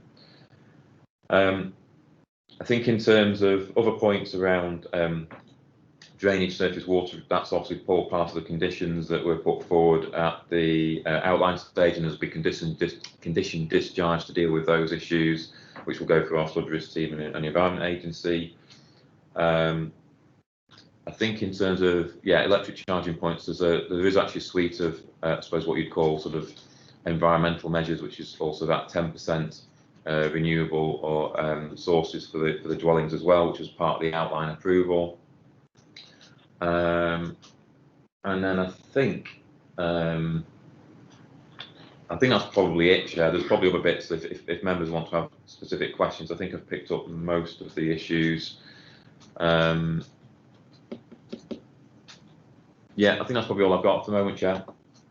Okay, thank you very much. Right, we have questions to officers. The first question is to Councillor Redstone.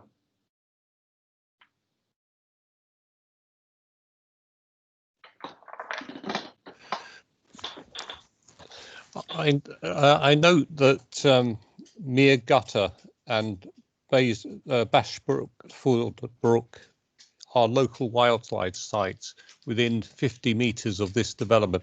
I also note that they have a rare white-clawed crayfish in the waters there.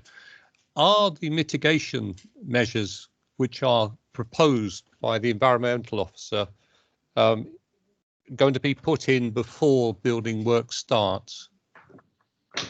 And also tying into a question which I think it was Councillor Farrell raised about flooding on the site, and also the way that flooding seems to be getting worse, as we've noticed in our county.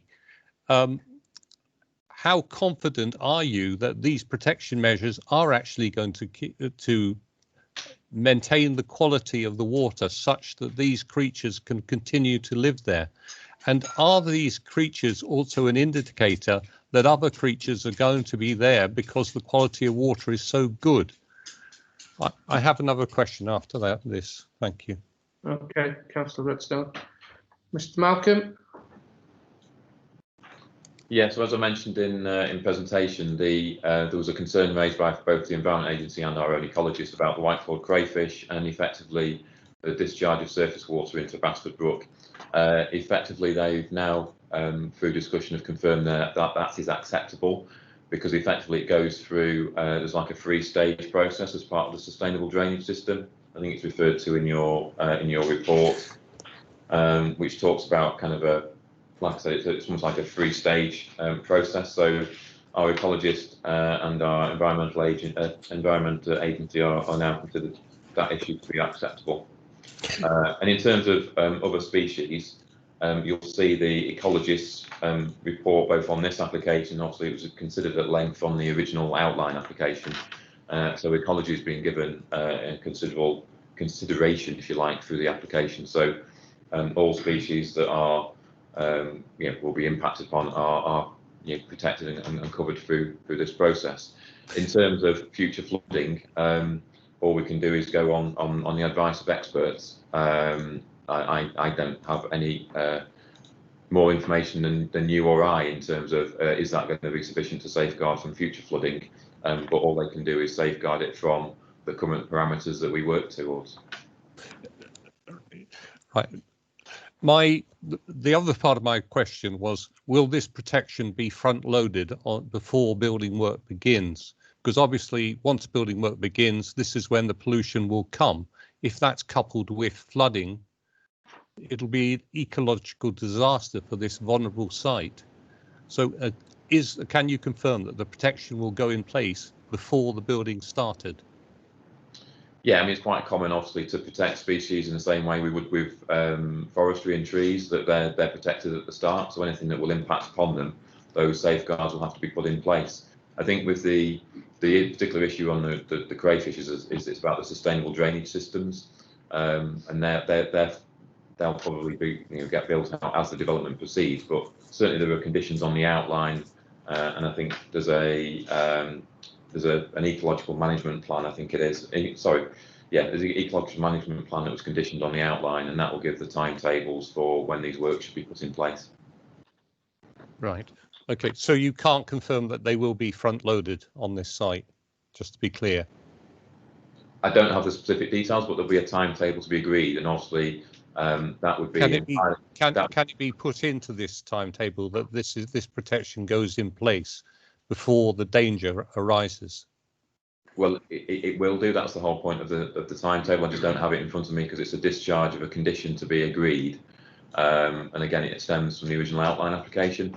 But with protected species, it's absolutely paramount that those protection measures are in place before any harm will come to them as a result of the development. So that's fairly standard operations when it comes to ecological mitigation. Okay, well, that's good. Now, the other question I have is regarding design. This site has a very high rating for design, which I have to agree with Councillor Granger that I can't see it. The drawings are poor, and the other thing is that there's a complete lack of detail. We're only shown one site, one building's floor plan, and yet we can see from the drawings that there are a lot of different designs on this site. Why is this? Councillor Redstone, obviously you've only got an absolutely, it's almost like tip of the iceberg in terms of the pack of plans that are basically accompany this application. There are numerous and very detailed plans, and as I said on the presentation, I showed you a landscape plan that basically doesn't even fit on an A3 sheet, but when you drill down into those details, there's a key that shows exactly the detail that is required, and that's why officers have the confidence. And I fully appreciate that members don't have all of those plans in front of them. They are obviously on the website, and they have been there for quite a long time. We're just unable to present that level of detail to you as a planning committee. We're giving you the, if you like, the higher level stuff and a cross section, if you like, of some of the plans. Hence the rise, you've got some visuals, you've got some of the elevational treatment, you've got some of the extracts of the landscape plans. But there is, like I said, it's literally tip of the iceberg for a scheme of this size, which there are numerous house types, numerous floor plans. I think there's about 6 what are considered probably A0 plans for landscaping and materials across the site. So it's just a detail that unfortunately we can't show that level of detail for you at the meeting itself. As these are obviously so important, I think that's the poor answer. But I'm sure we'll talk about this when we come to discussion. Thank you, Councillor Redstone. Councillor Williams, sorry, I do apologise. Then Councillor Gardner, then Councillor Farrell, then Councillor Smedden. Thank you, Chair. Yes, a question about, as I promised to ask the officers, following on from Councillor Cornell's comments earlier about design for setting. A very similar question really to what Councillor Redstone's asked. I totally appreciate that we are only given the tip of the iceberg. There's very detailed plans online, which I will go and have a look at. And I have to say, I do think what I've seen of the landscaping does seem very, very detailed. So I think there is some mitigation there. However, I think we are becoming accustomed to seeing more detailed design, and some of the applications we've had to consider recently, that there's very much been design led. I can think of several recently where we've all, as a committee, been very impressed with the designs put forward. I'm not saying we wouldn't be here if we saw them in more detail, but I'd just like to ask about the issue of the setting and whether consideration has been given, as Councillor Cornell was wondering, about the integration with the particular setting, with the proximity to Crewe Hall and also to the village of Weston. Yeah, I think in terms of, I mean, as you all have seen, the character issue, which is in your main report, I think only came out at an amber on the original assessment. Well, I say original. We've had numerous iterations even to get to that stage. But you'll see from the recent set of plans and the update that that's now changed to effectively a green. So there's been further work on the character. I think part of the difficulty here is that obviously Weston Village and ultimately the South Grove Village, as they come forward, will have different characters. This is a development, it's a mixed-use development of significant employment and housing. There's 850 plus houses. There's a huge area and expanse of employment area or employment land that actually hasn't come forward yet, which is on the far western side of the allocation. There are commercial developments. We've talked about, one of the speakers talked about, there's convenience shops potentially proposed. Well, there's certainly a commercial element on the other application on the other side of David Whitby Way. So it's inevitably something that I think if you look at this as an expansion of Crewe, it probably is going to have a little bit more of an urban feel than clearly the green fields do at the moment, and that's partly to do with the density and the character of the development that we've got. There is a little bit of, if you like, towards the edges of the densities are lesser, as you would expect. But there's also huge tree belts as well going around the surroundings. So I think we're comfortable with it. It's yes, it's everywhere is going to be slightly different, but certainly the design team have looked at it from they've worked with them and come up with a design that they think is appropriate for the area. So that's how it's evolved. Okay, thank you. Thanks. Thank you. Councillor Gardner, I believe you want to speak, ask a question of... I do have a question for Ms Dillon, but before I do that, I've got a question for Mr Malcolm, and that relates to the decision regarding the affordable housing. I welcome the additional affordable housing, but I'm concerned that the accommodation to rent is all in 1 and 2 bedroom units. And I've tried to find in the report, and it might be that I'm missing it, I can't see anything where the housing officer says this complies with the requirements for both this part of Crewe, but also for the wider Cheshire East area. Is there a reason why we're only providing? I see there are 3 bedroom units for shared equity, but for renting, social renting, there are only 1 and 2 bedroom units, and I'd like to know what that question is from Mr Malcolm. Then I'll go to my question for Ms Dillon.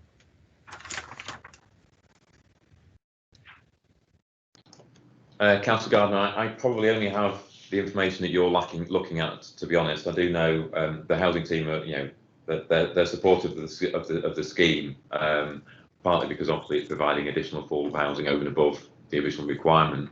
I don't have a comment to you specifically from them in terms of the accommodation to rent. I think that there are similarities that we had with the application at the previous meeting, where we had Homes England were leading that scheme, and we got additional housing over and above that provision. So I think it's one of those where it's a question we can ask afterwards, and sometimes these things evolve as we go through, even though they're subject to legal agreements, there can be changes going forward as the models change and demand changes. But I don't have a specific answer to you other than what you see in your report. And excuse me, other than to say that obviously we've got that additional housing over and above the original 15%. But I think one of the benefits with Onward Housing as a developer, as you said, they do provide affordable housing, and obviously I'm sure they're providing it at the right level that they think is appropriate to the area. But there may be an additional conversation that can take place, separately outside of that if there's something changes with the housing colleagues. But yeah, nothing more that I can give you on that respect. I accept your honesty. I think this is perhaps something that we as a strategic planning board might like to have an item in a future committee with the housing team present, because I think what we might end up with is lots of 1 and 2 bedroom units, because on individually they all are acceptable, but going forward they won't be. So that's a separate issue. My question to Mr. Dillon is one of legality. Would it be legal for us to attach a condition along the lines of, notwithstanding the details provided, a further reserve matters application should be submitted for phases 2, 3 and 4 with regards to the external appearance of the proposed buildings?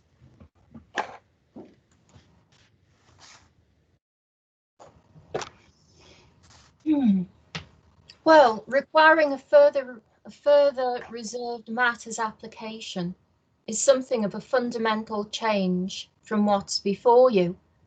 Whereas I think the planning report has tried to cope with the smaller detail that's not there by attaching conditions that require that smaller detail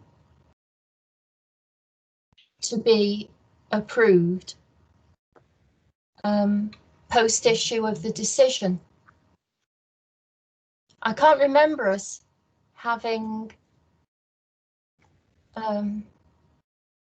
attached a condition that requires further reserved matters before.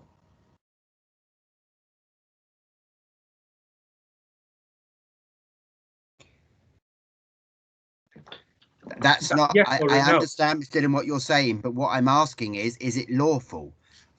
I certainly, in my past, am aware where we would regularly put a condition on which says, notwithstanding the details submitted, prior to any development taking place, further plans will be submitted for approval in respect of X, Y or Z.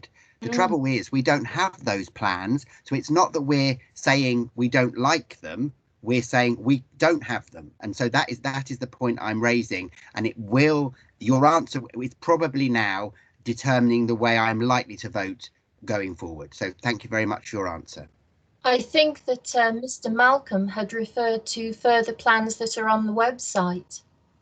No, I understand that Mr. Malcolm has referred to plans that are on the website. What I am saying is it is quite clear from the information that's been provided that those plans are at best sketchy in terms of their design, and the details of those plans would need to be the subject of a further condition, which is what is being proposed. Yes. What I am saying is there a way, because of my concern is that there is a lack of control here. Conditions are, by their very nature, often not adhered to in the way that they were intended. I'm afraid that is a problem with the system. It's an observation, but it is a problem with the system. And when I was a practitioner, I was regularly trying to get developers out of holes because they had not complied with conditions. And so I think I would not feel secure that we as a council had the correct control by just putting a condition on saying, oh, well, we'll okay what these properties look like at a later stage. And I'm afraid that I don't have the level of trust that perhaps our officers do in the system. Thank you. I mean, I just wanted to know whether it would be lawful for us to put that condition on. If you're saying no, it's not lawful, we can't do it. There is always the possibility of deferring for further information. Okay. I'll Thank you leave very that much. with you. Thank you very much. Thank you. Thank you very much. Councillor Farrell. Hello. Yeah, thank you, Chair. Just points of clarification really from Mr. Malcolm.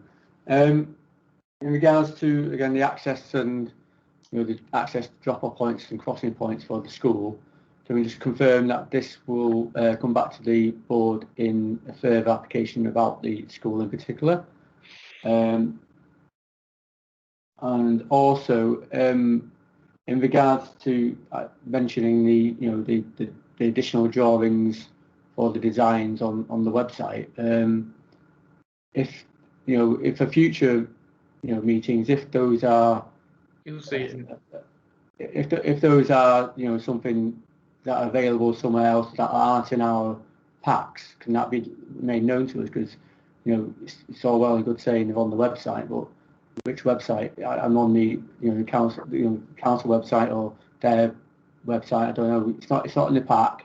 It's not in any information that's been provided to me before the meeting.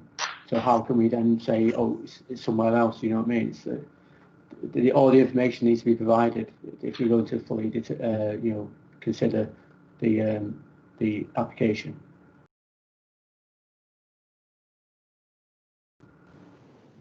Do you want to come back on that, Chair? Yes, please. Yeah.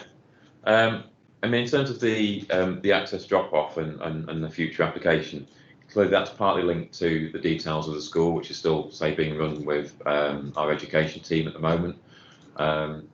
How and when or what format that will come forward with, I can't absolutely say at this point in time. It will definitely come back to strategic planning board because it depends upon the scale of the scheme and the like. It's clear of interest, and obviously it will also depend on who the applicant to the scheme is. So it's certainly something I'll be aware of, and there will be clearly local interest in that as expressed at the meeting today.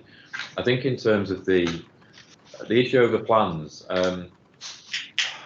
it's quite a difficult one, and maybe something that we might have to take outside of the meeting. But if I was to attach all of the plans to give you all of the information, then there would be A0 plans and packs of plans that we would have to print off. So there is no expectation that we're providing a summary of both the plans and the report. As you know, the report is effectively a summary of comments that we've received in terms of consultation responses.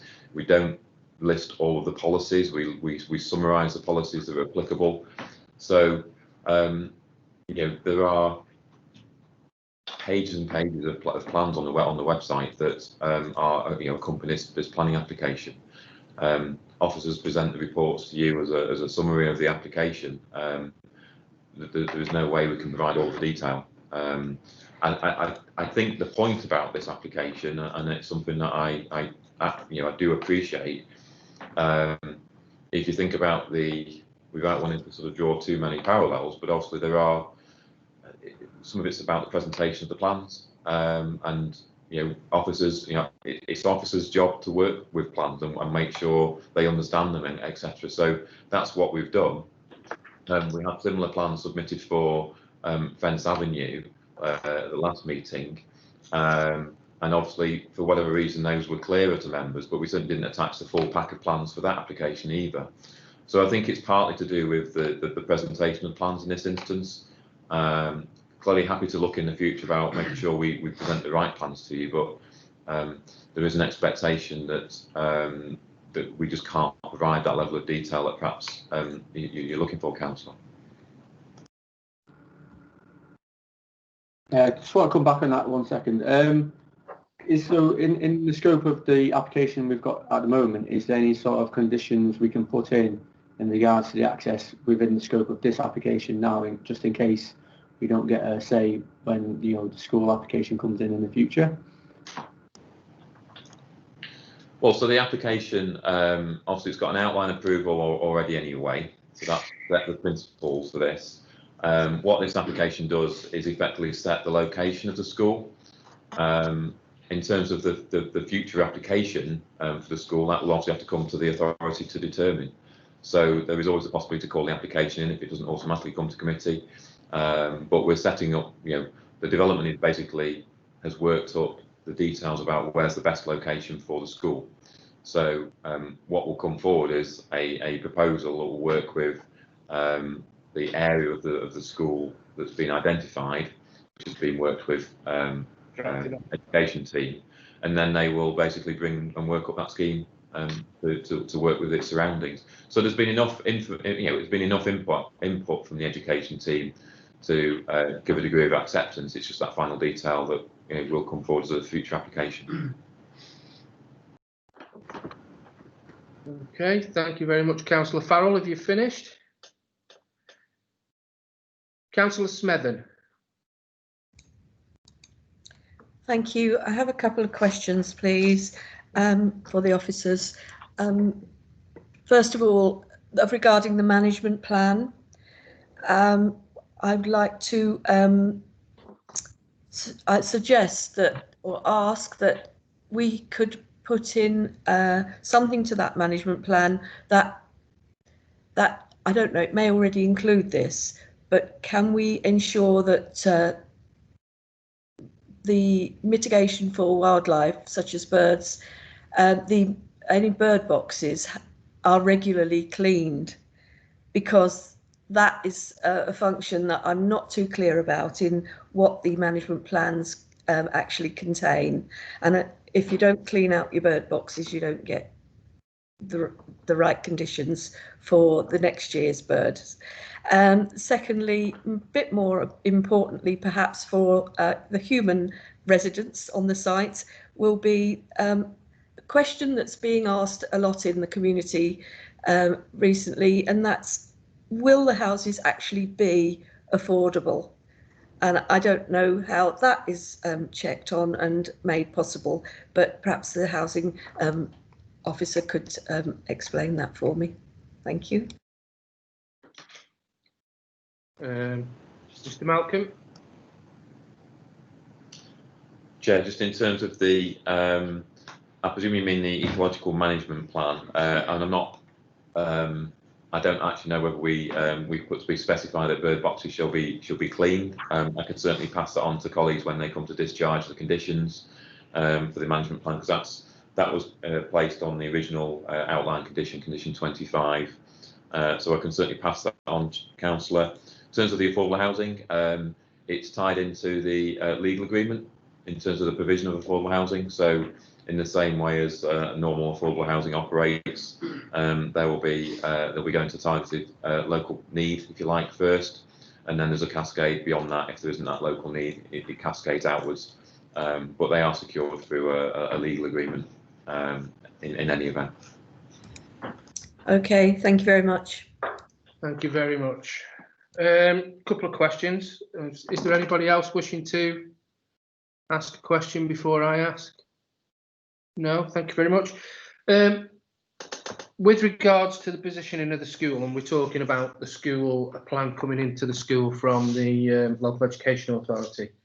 My question is, the road will be in position before the school is built. So I'm still concerned that we're coming off David Whitby Way, which is quite a fast road, regardless of speed limits, and people turning in at speed in front of a school. I would sooner see some sort of detail of the positioning of the road and the drop-off area, because once we give permission, or if we give permission, then the developers are saying that they want to get on site and start as soon as possible. That means the infrastructure, so that will have to be delivered. And once that road's in position, it's in position, and there would be no chance of that being moved, because it would be a cost that the Local Education Authority would not want to participate in. The other one is that we go on a lot, and we haven't done this time, about pepper potting, and yet we see most of the affordable and nearly 40% of the affordable and shared housing in one particular area of the site. So I don't think we've addressed the pepper potting. I would like that to some information on that, why we've not done, like, we have insisted this on a number of applications that have come through to strategic planning, and I can't understand why we're not looking at the pepper potting situation on this one. Again, I'm a bit concerned that in the affordable housing, they're all 1 and 2 bedrooms. Are we saying that families don't need affordable housing? Because there are people out there that need 3-bedroomed houses. And I would like to see some of that on the affordable. Mr. Malcolm, can you enlighten me on any of that? Yeah, I think in terms of the the provision does include 34 3-bed units for in terms of affordable.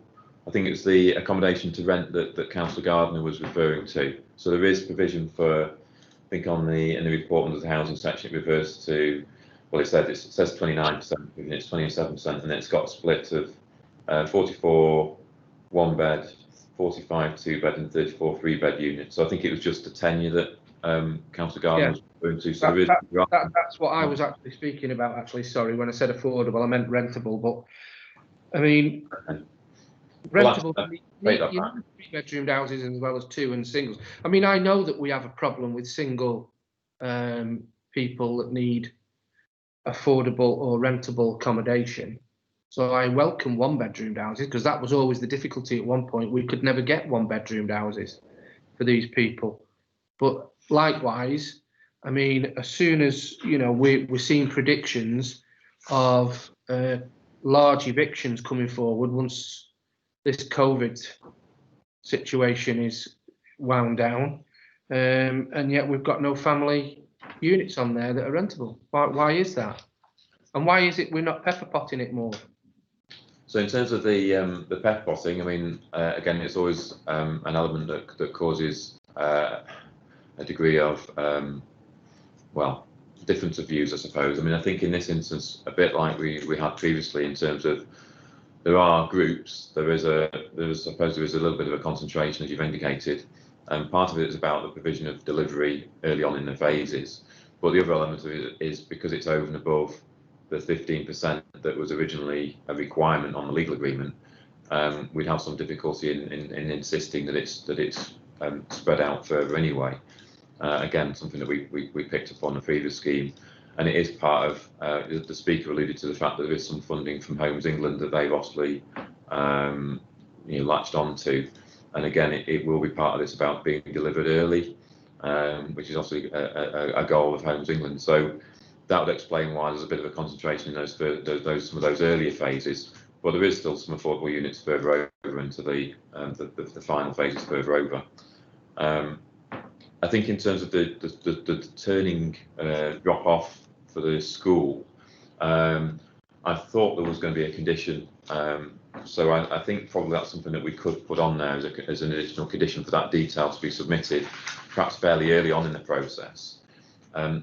It does tie in with the school itself in terms of the education team and what proposals they're going to come forward with as well. So we can try and we could put a condition on to see if we can get that detail early in the process, perhaps even before first occupation of any of the dwellings. I don't think we're going to be able to change the location of the road to accommodate that, but I think the point's been well made in terms of the drop-off zone, being the other side of the school itself. I think part of the reason for that is that we don't actually know yet what the school itself will have, and will it actually have any form of drop-off actually within that site edge blue, which is the area to be brought forward to the school. So it's kind of it's potentially giving us an additional option to have that as a drop-off zone if it's required. And I think that's the point at the moment. We just don't know whether it's required. So I think there's certainly something we could put additional condition to give you and other members who shared the same sort of concern about how does that integrate with the school itself, and maybe get that detail before first occupation of the dwellings. I'm not sure whether that answered my question or not, to be honest with you, but hey ho, there we go. Right, we can open to debate, although I think we've been doing that anyway. So does anybody want to start the debate off?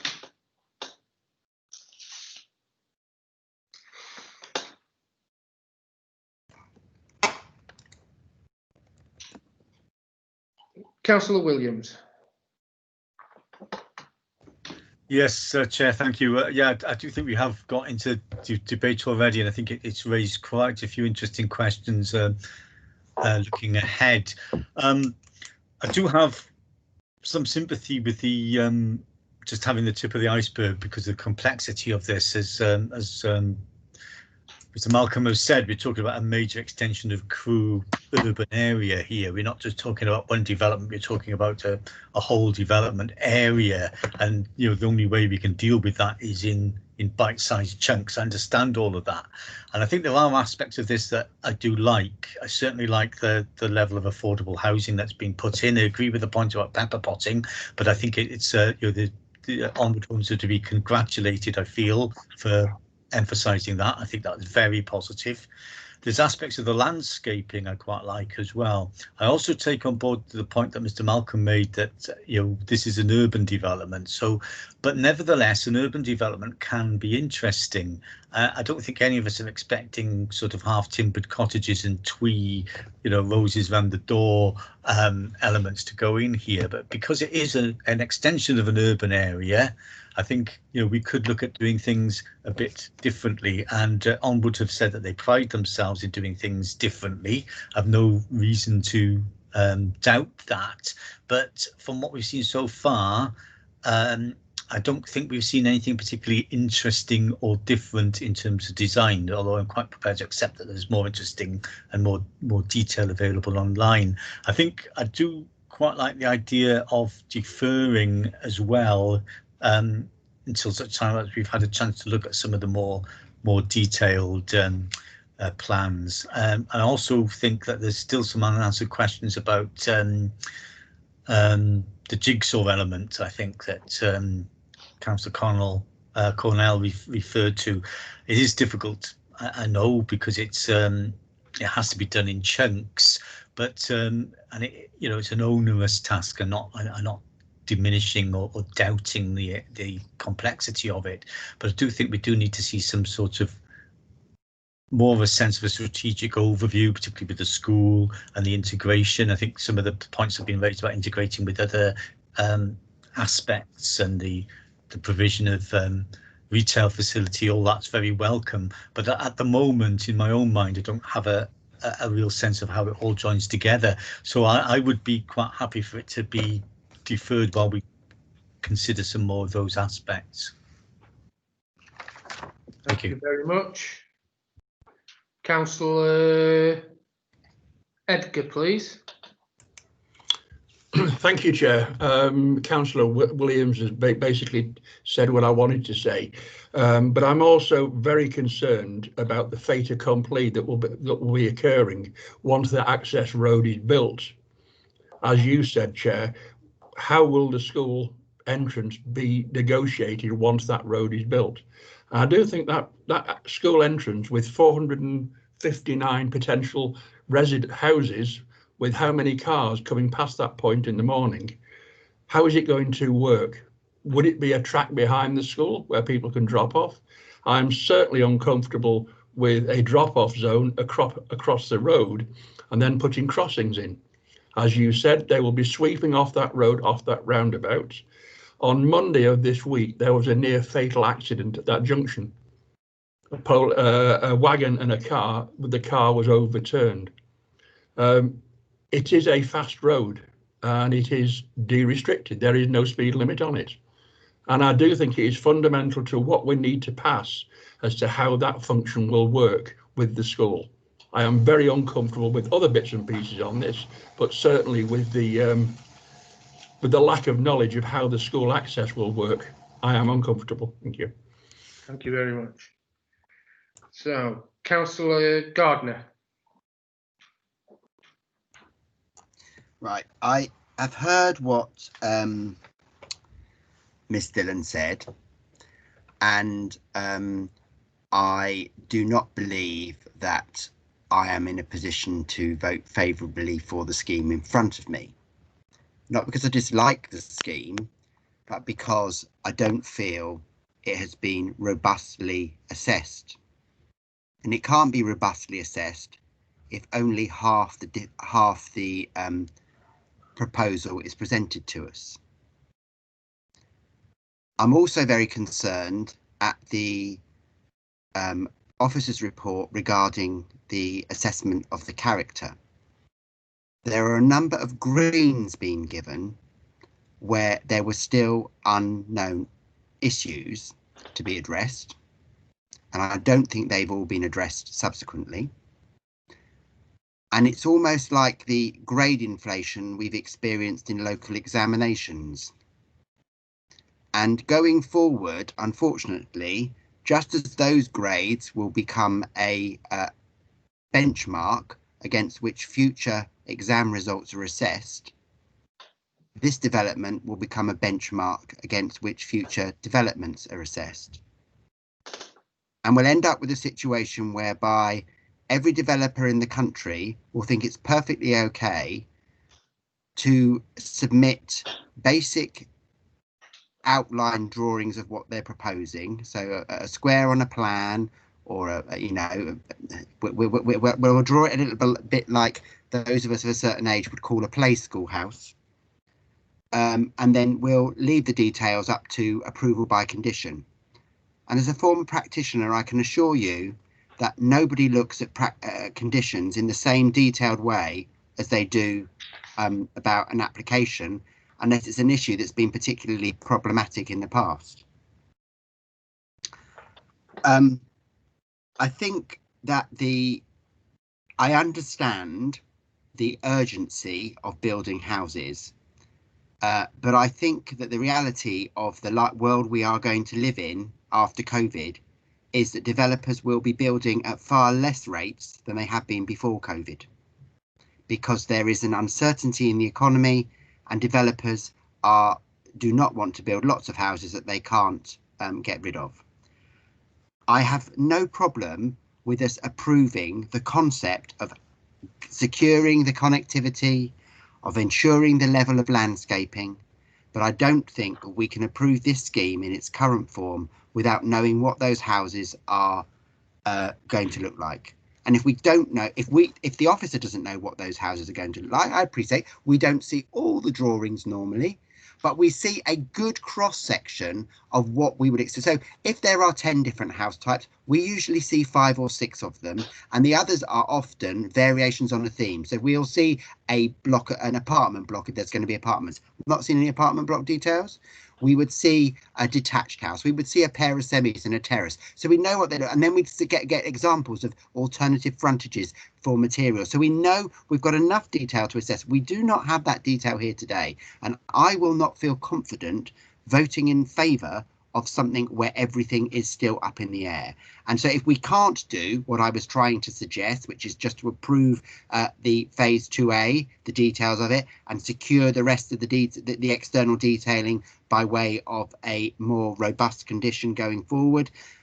Now, Ms Dillon might want to consider if a Grampian condition can be worded. So before any we approve today, but a Grampian condition has to be dealing with all the details, and that has to be received before a spade goes in the ground. Or if not, we go for a deferral. Those are the options open for us today. And with regards to the issue of pepper potting, I suspect the answer to that question lies in the tenure. And that is because they are proposing to build 1 and 2 bedroom units, the majority of which are in apartments. You cannot pepper pot the units across the site if you are building apartments, because those apartments by their very nature create a concentration of the affordable units in certain locations. I do note you're picking up that let's put the nice expensive houses around the village green and let's make all the affordable housing live next door to the play area, which is going to be noisy and disturbing, because after all they are only renting their houses. It's the affordable units. That's an age-old trick, which I think needs to be looked at. But I think the other thing that we need to I'd like confirmation that the school is secured for that land to either move to the local authority or to the Department for Education to ensure that that school will be a school. Because I can assure you that I work for developers for years, and I would get planning permission in outline with a mix of development and then spend the next 3 years getting rid of all the non-housing bits, so we ended up with just housing. I know that was in the centre of London, and it wasn't the developer we're talking about today. It was a much more aggressive developer, shall we say, in the way that they operated. But this scheme needs to be protected, because the other thing to remember, of course, is we are granting permission for the land. We are not granting permission to this applicant. And so therefore, if this applicant were for whatever reasons unable to fulfill their obligations with regard to this site, we could end up with a less communitaire developer coming forward with the remainder of the site, and that of course will cause us problems in the future. So those are my points for the argument on this debate today. I'm not happy as it stands. Thank you very much, Councillor Gardner. Councillor Smethon. Thank you. This is a large and complex development, and it appears to me that there is much work underway to make better provision for the Crewe area in general. But in memory of our well-respected and sadly lost colleague John Hammond, who worked hard on this and on the local plan with residents, for existing residents, we should ensure that this development is going to be a good one. I understand that a lot of work has been undertaken to bring this in an understandable way before us today. I also have 3 schools in my ward with big parking issues for residents and people, carers bringing the youngsters to school. School parking can prove very troublesome for residents. I expect that to be fully addressed when an application comes forward for approval by members or refusal, whichever.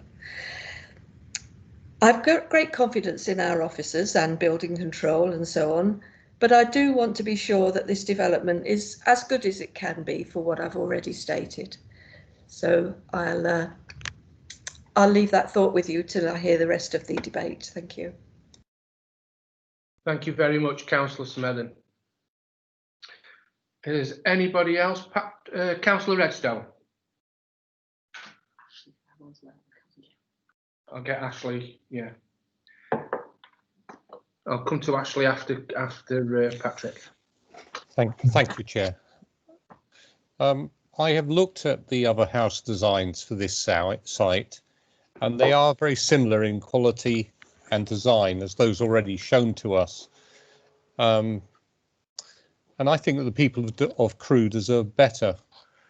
This is potentially should be a landmark development, and it just seems to me that not enough thought has gone into these designs.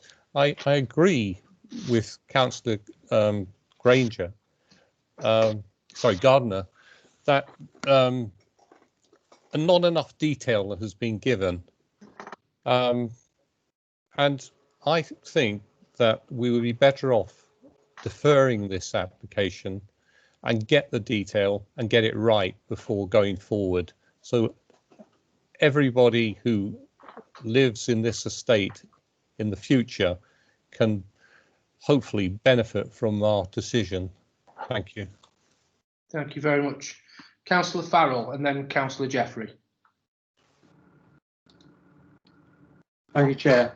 Yeah, just following on from what Councillor Gardner said in regards to, we will be determining planning permission for the land here, not, just for, the developer. I just, there's an issue here with the location of the primary school, which is kind of a key strategic issue of the whole development as it stands.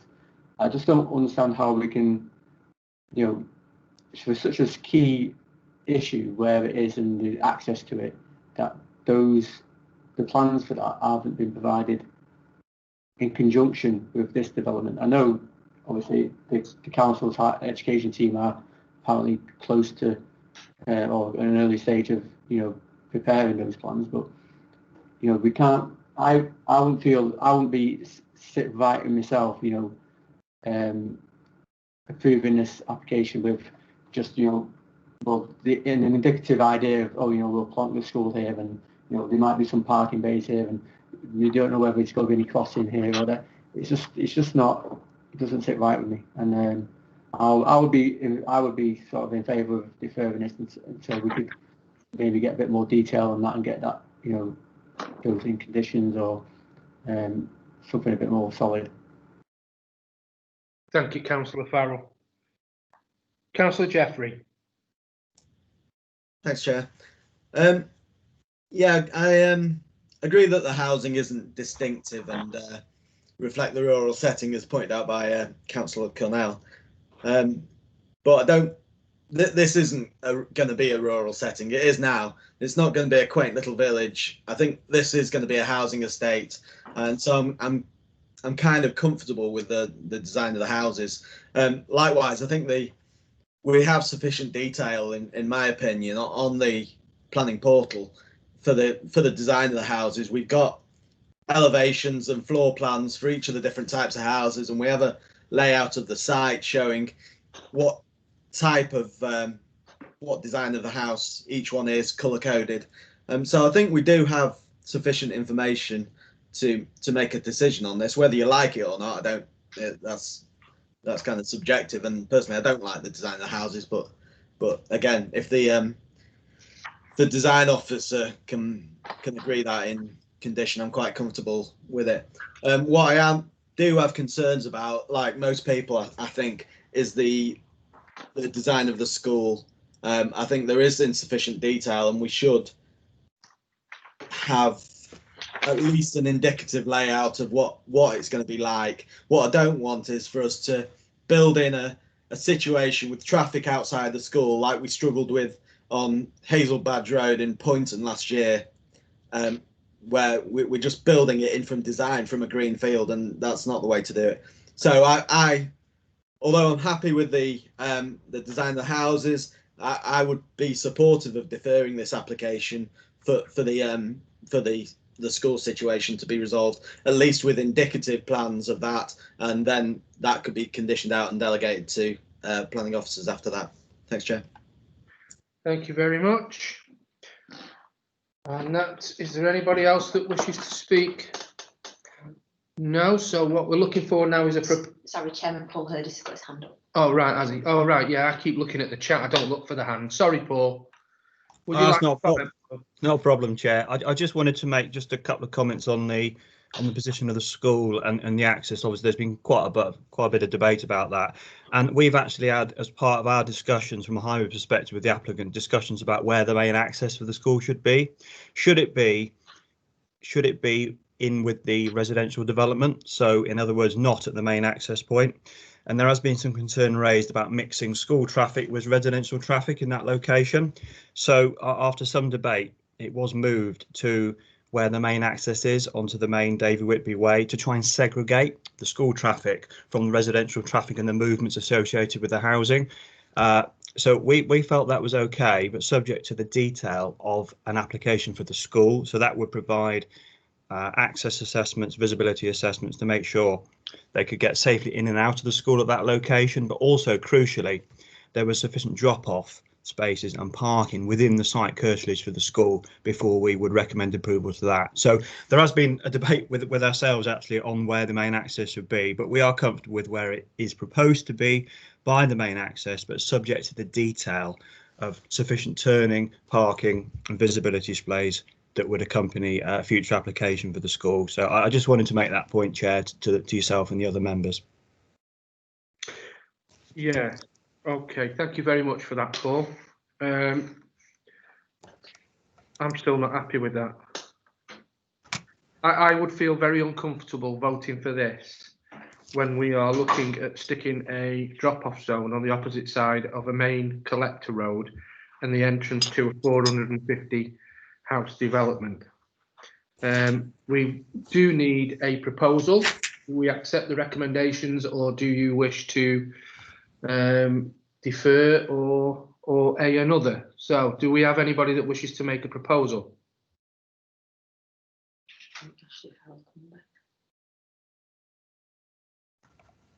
Councillor Farrell, you wish to ask Mr. Hurdis a question. Yeah, but, sorry, Mr. Hurdis, Paul, just come back on that. It's a very interesting point you just made, actually. So the assumption that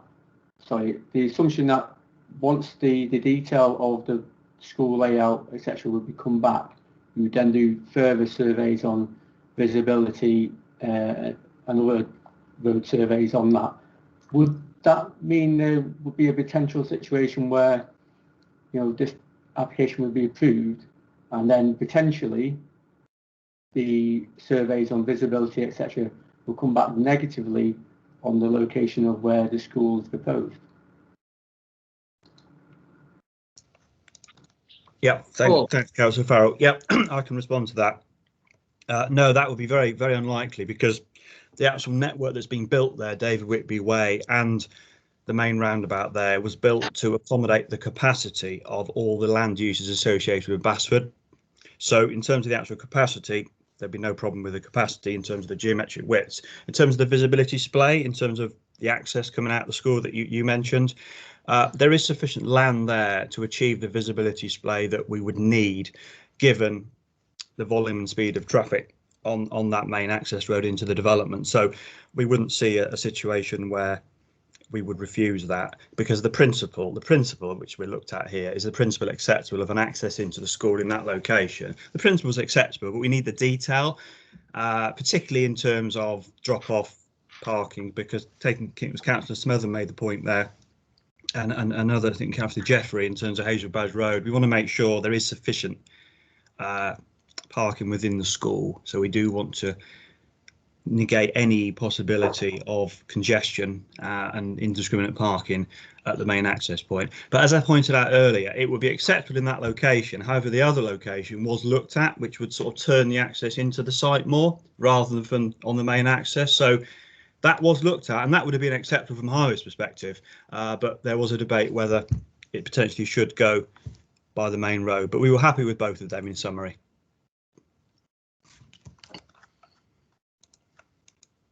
Okay. Councillor Gardner, you wish to propose a deferral? Yeah, I think that might be having listened to the debate, that might be the best way forward, Chairman. I wish to have the item deferred to facilitate greater detail of, and I understand where Councillor Jeffrey has come from, but as a practitioner of planning, I'm afraid I am not happy approving indicative external elevation or treatment when this is a reserved matters application. If it was outlined, that would be fine. Even if it was a full application and you have a gramping condition requiring the full detail of specific house types to be resubmitted if there are problems with them, but we can't be seen to be approving something that isn't where we don't have all the detail. I have less sympathy with some of the issues relating to the school, given that is the subject of a further reserved matters application. So in terms of having to see what it is, but certainly it would be important to know the size of school that we are considering, if we are considering the issues of, so by the size of school I mean the form entry that we'd be looking at, because if we don't know that, then we can't see whether or not the parking situation would be appropriate or not. If it's a single entry school, the number of children will be far less than if it's a 3-form entry school, given the area it's covering. Though incidentally, given the number of single person households that we're proposing, it would be interesting to see the socioeconomic makeup of the children who attend this school. So therefore propose that we defer for those specific reasons. I would also like the deferral to facilitate a review by the officer who dealt with the character assessment, subject to having all the details before him or her. Thank you. Thank you very much. Councillor Williams.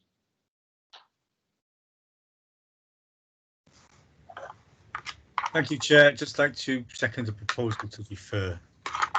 Thank you very much. Councillor Jeffrey, wish to come back? Yeah, thanks, Chair.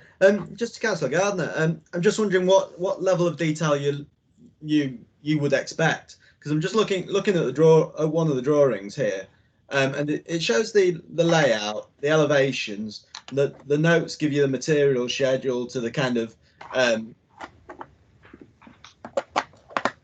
the profile of the guttering and all this sort of level.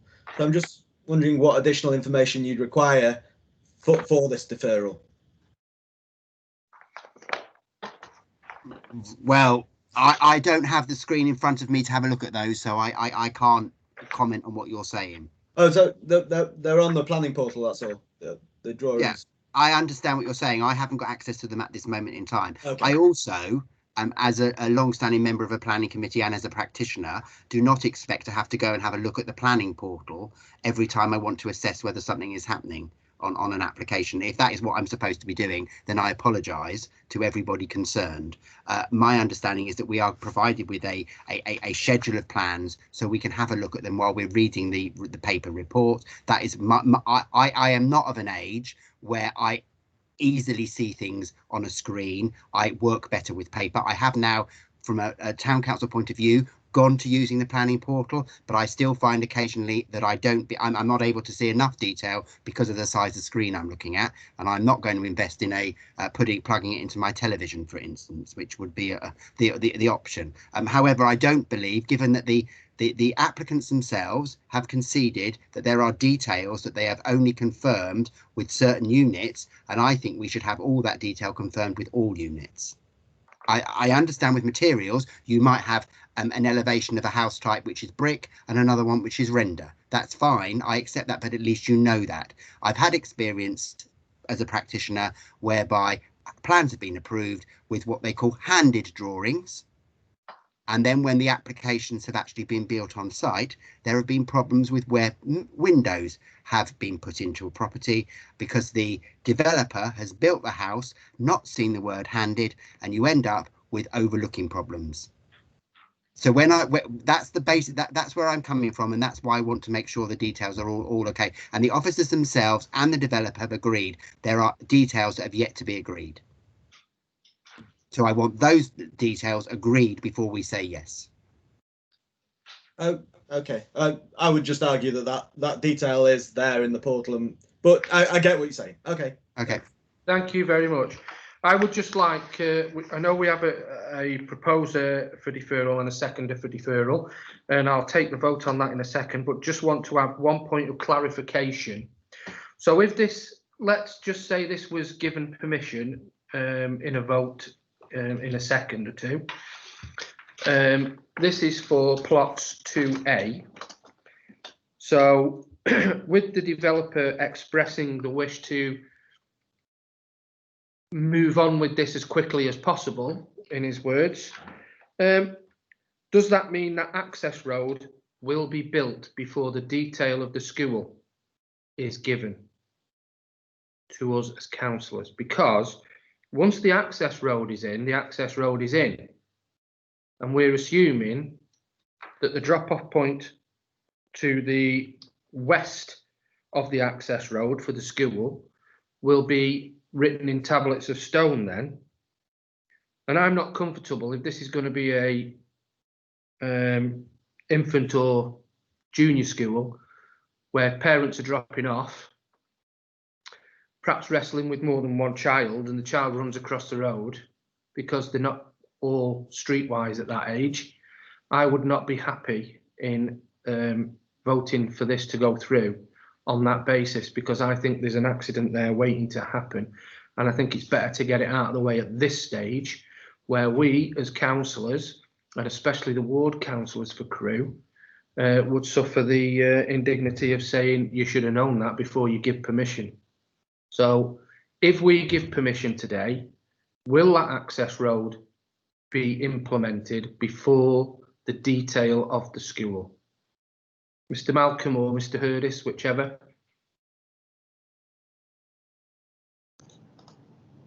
I'll pick up as much as I can, Chair. So as far as I'm aware, so as Paul has alluded to, the detail of the school, the expectation is that to answer your question directly, my understanding is, yeah, the access would be built out because effectively it accesses the rest of the development. So as part of what was referred to as 2A, that road would be constructed because effectively it joins in off the current access that comes off David Whitby Way, and it will just go straight into the site, and then that forms the main access into site. So that will be something that would happen as far as I know. I mean, I don't know, there's obviously still discussions about the school, but it potentially could happen before the school is in place.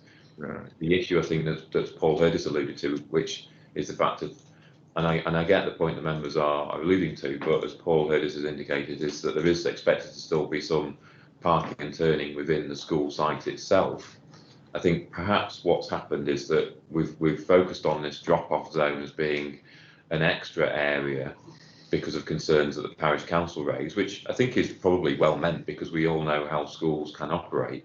But we don't know how that drop-off zone will operate in terms of the school. If the school's got sufficient drop space within the site itself, then the concerns that members have raised about dropping off kids and then having to get across a road actually may not be there. And it might just be literally, it might be something that's not even required because there's capacity within the school site. And I get what members are saying about that. But no, the access would be put in place to deliver the housing, because as it said in the report, that the discussions with education are still at quite an early stage. Just want to pick up though, I think the County Gardens one about it is a 2-form entry school. Again, that's referred to in the committee report. So it's a 2-form entry school, and I say it's early stages of preparation of that. So yeah, hopefully that helps you, Chair. Do we? Thank you very much. Do we know the numbers of the people that, the numbers of children that would be attending that school? I don't. I'm trying to think what 2-form normally involves, but yeah, I don't off the top of my head. But clearly that's, I mean, getting into the detail into the deferral, Chair, I suppose. I get the point about the detail. I mean, I think we can maybe find more information about the school, speak to our education team.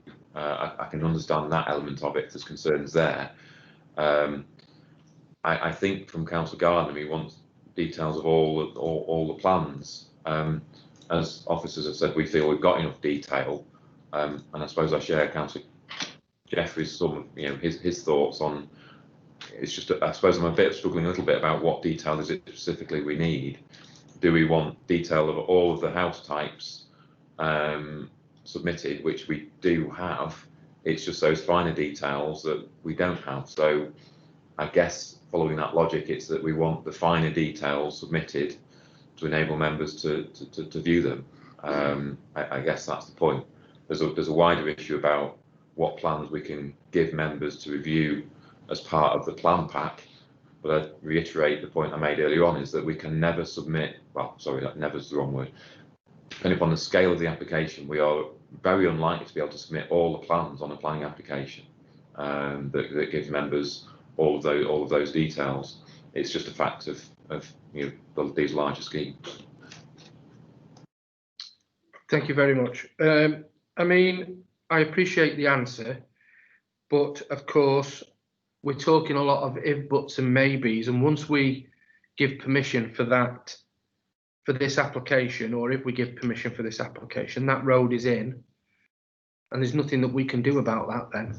What happens if there turns out to be not enough space within the boundary of the school, because we don't know exactly how many pupils are in there? I'm in a mind to support deferral, and I would like to see more detail on the numbers of people using the school. I'd like to see a different access scheme coming off Whitby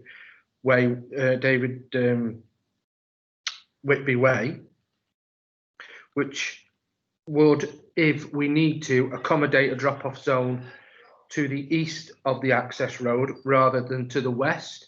I think that's been the easy option because it gives a straight road off the estate, and I understand why that is. If there are no more, oh, hang on 1 second. We have Councillor Hogben. Do you have a question? And then after this one, I intend to go to the vote. Oh, right, okay. So Councillor Hogben, then Councillor Farrell. Thank you, Chair. It follows actually immediately from what you've just said. It seems to me the original application that was approved, the outline application for this site, and the separate site on the other side of David Whitby Way, between them produce 800 or 900 houses in the end. So there will be a calculation about the number of primary places or primary school pupils that will produce, and that must be on record somewhere, and that number will be, in 3 figures. So that's the biggest part of primary school intake, I suspect. So can I just suggest that, or support the chairman's suggestion that that is another piece of information I think that we need, and that should be added to the information to be sought. So add it to the deferral request, so that we've got an idea of just how big the primary school would be and just how much space there might be to safely drop off children for school by whatever means in the future. And let us hope, I mean, if most of the children are actually come from what's going to be a Basford East village, plus at some point in years to come from the South Cheshire village or whatever it's called, the one that's going to be across towards Crewe Hall, I mean, that whole settlement will need a primary school there. So that needs to be considered in some detail. And Mr.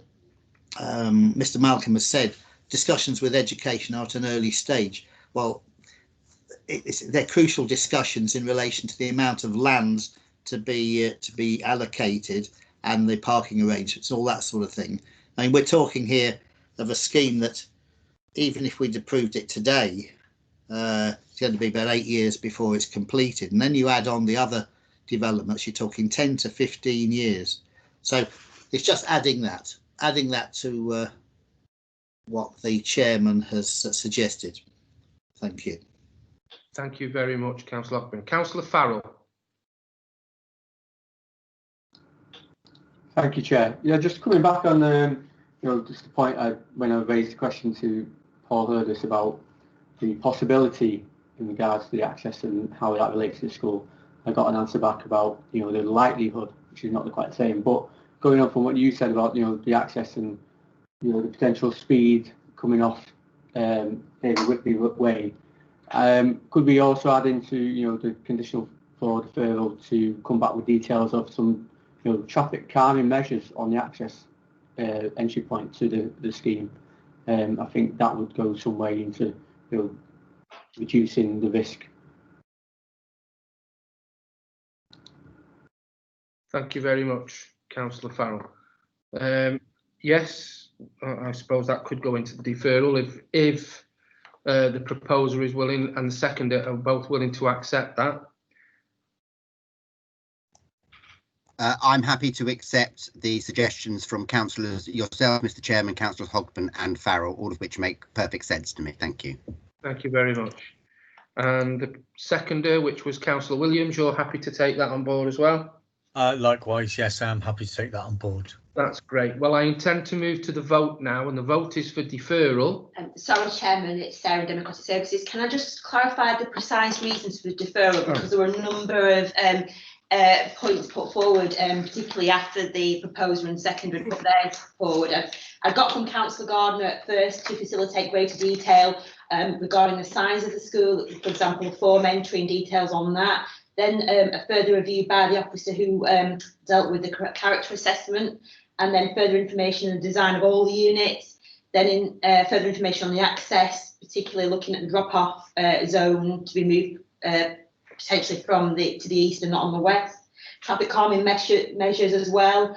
I don't know, I've just quickly got all that down, but I don't know if the proposer wants to clarify it in a better way than I perhaps have, or a more succinct way. Then that would be just helpful for the minutes. Can in the minutes, can you put to the east of the access road, not to the west of the access road? The east, so the access you must drop-off. get the access road onto the estate, yeah. Otherwise people will think we're talking to the east of the site.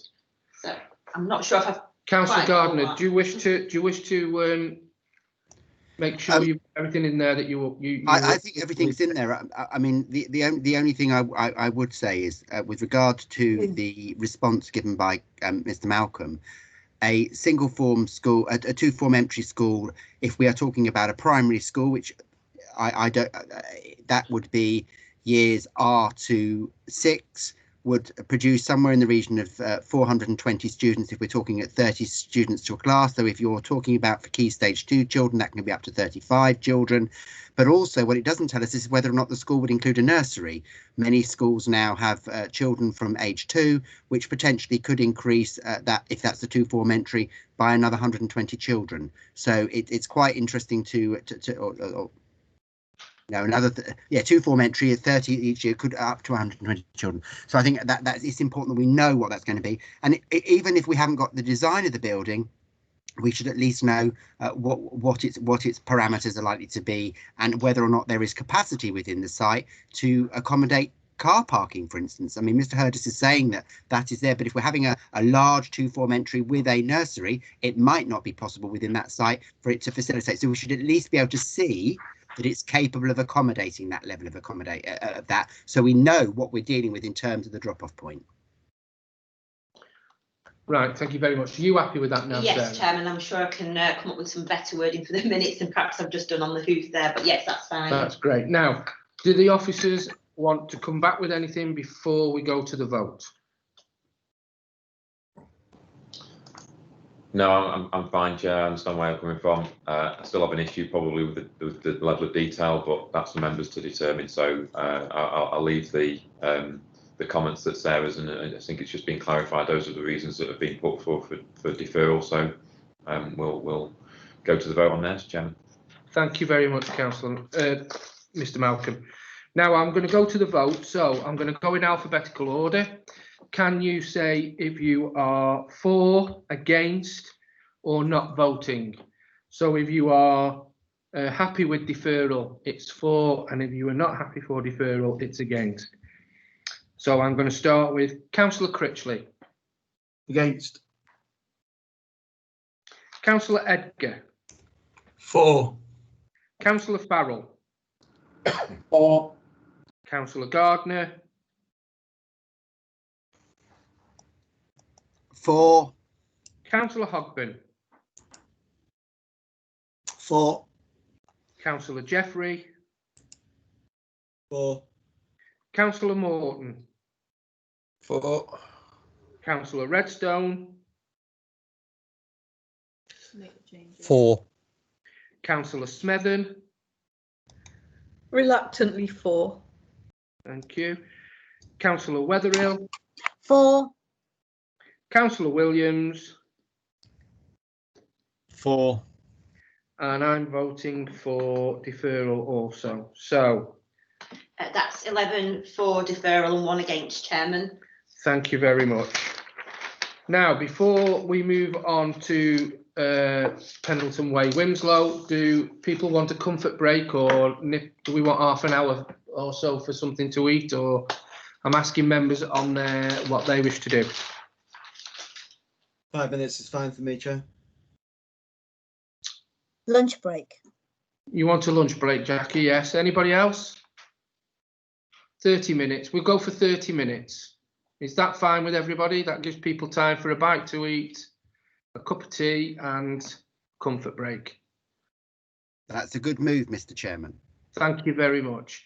Right, well, it is now, let's say it's 5 to, that gives us a couple of more minutes. So we'll resume at 25 past 1 o'clock. Thank you very much.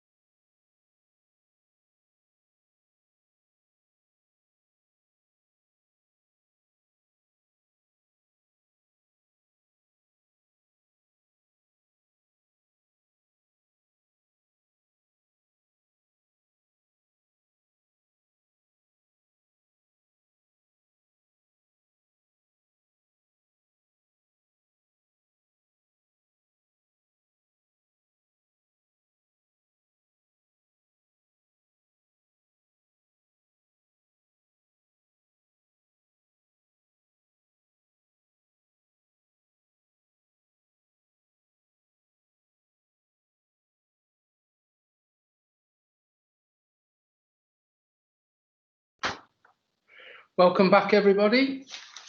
We now move on to item number 6, which is the application 19/4759M, land to the west of Pendleton Way, Wilmslow. Outline application with all matters reserved, except for access, for the erection of up to 17.162 square metres of B1 office floor space, ancillary amenity space, car parking, cycle hub, landscaping and associated infrastructure. David, would you like to do your presentation? Yes, thanks, Chair. I'll just share the screen. Bear with me. Just check you can see that, Chair? Yeah, no problem. Okay. So this is an outline application, as it says on the title, just over 17,000 square metres of floor space. It is an allocated site, part of the Cheshire East Local Plan strategy, and therefore seeks to conform with the principles of that allocation. That's the actual site. See if we can bring up a slightly better indicator. So this is the site that we're looking at here. Sorry, let's get rid of that. So that. David, before you go any further forward, yeah, I've just forgotten something. I need to check to make sure that all the members are still. Right. Yeah. Okay. So if we can go through them alphabetically again. Councillor Critchley. He's left. He's left. Councillor Edgar. Yes, I'm here. Councillor Farrell.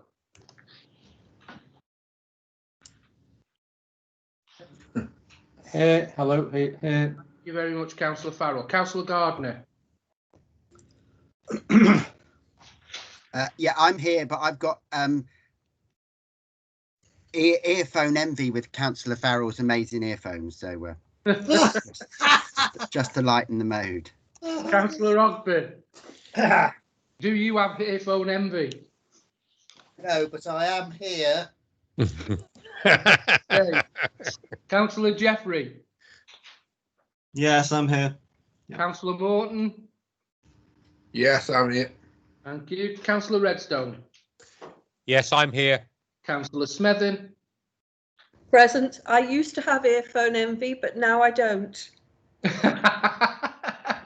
Councillor Wetherill. I'm here. Thank you. Councillor Williams. I'm here, thank you, Chair. Thank you very much. Right, with the exception of Councillor Critchley, everybody's there, so that's fantastic. Right, David, if you could proceed. Yeah.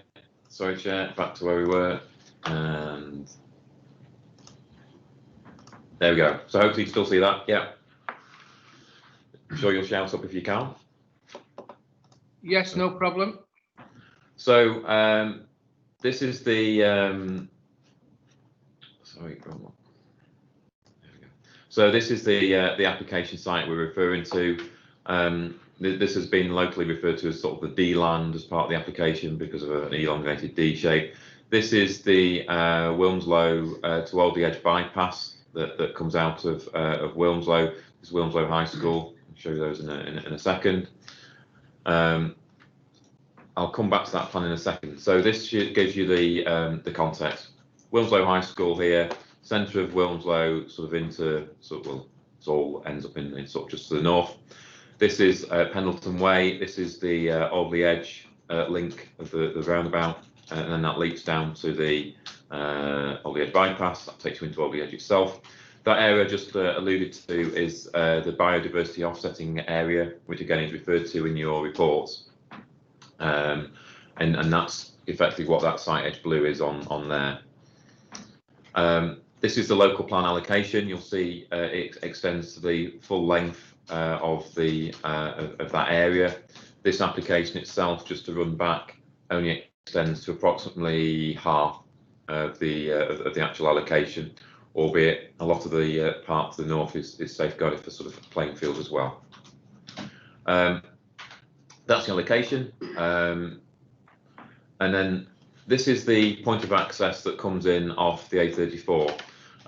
It's basically a left in, left out, so traffic follows the natural progression of traffic. So it goes into the site there, comes out that way, and then goes around the roundabout if it needs to go back out the other way. That scheme actually was approved previously as just a single application for the access, and that same access has been submitted as part of the access to this site as part of the outline approval that is being sought. This is an illustrative master plan, so this is the access, as you can see here, that same arrangement, and this is where this is part of the other allocation, but not part of this application, and that's the site edge red there. You'll see it's an indicative plan because it is an outline application, so all matters are reserved detail other than that additional the initial access point. These are all indicative, but it just gives you a feel of the type of development that is being looked at. It is what's called a B1 office development, or that's what's been proposed. And you see, again, just indicative, but gives you a feel of how the site can be developed. That's the A34 running along there. One final shot coming from the other way. Again, the access coming in there and then going back out that way. This next slide just shows the issues in terms of it's a requirement to provide pedestrian access routes if possible towards into the centre of Wilmslow, and this is the bottom part of the site where the access road will probably come in, and in effect this is the proposed route which will take you through the school and out onto Broadway. And this route here, there is actually a footpath on the next slide. There is actually a connection to this public right of way already exists partly into the site of Wilmslow School, and it is proposed to provide you'll see on the photographs the second is wide enough to provide a footway through and through the school, and that is it's a condition of the application to require that to be submitted. So these are just photographs of the site. This is looking towards the north, so this is heading towards Wilmslow. The site is on the left-hand side here, and this shows you as you approach the access from the north. This is just an image showing you where the access would be looking backwards. And again, so that's just showing you those views looking into that way, and then also looking back that way. And then these are just views into the site itself, looking south, southeast, looking west from the northern boundary, and you'll see the railway line at the top, which is the other on the other side of the A34 is effectively the railway line, so it really defines the site. I suppose in some respects it's quite an isolated site, or it feels quite isolated. This is just the current footways as they stand at the moment. The proposal is to extend this all the way to the site itself, and that's where one of the footpath areas comes. That's the existing situation looking towards the playing field. So playing field's just the other side of that container, and then the site is beyond that. You'll see the railway line that comes along to the right hand side there. And this is the route of the proposed footpath. So this is the existing access off the A34, or one of the accesses into the school, and the proposed route is to take that through underneath the railway and then out to the other side, out to Holly Road. So that's the scheme. Just to update you really, which is something that for those of you who've been following the various changes to well, permitted development, use classes order, and other central government sort of proposals, as of the 1st of September, there is a change to the current use classes order, which means that effectively the category B1, which is what the application is proposing for this time, which is offices, research and development, and light industrial uses, basically will cease to exist, and it will be subsumed within a single class E, which covers commercial, business and service uses, and you can see there that extends right from offices, but also includes retail, as well as indoor sport, fitness and day nurseries. The application has been assessed under class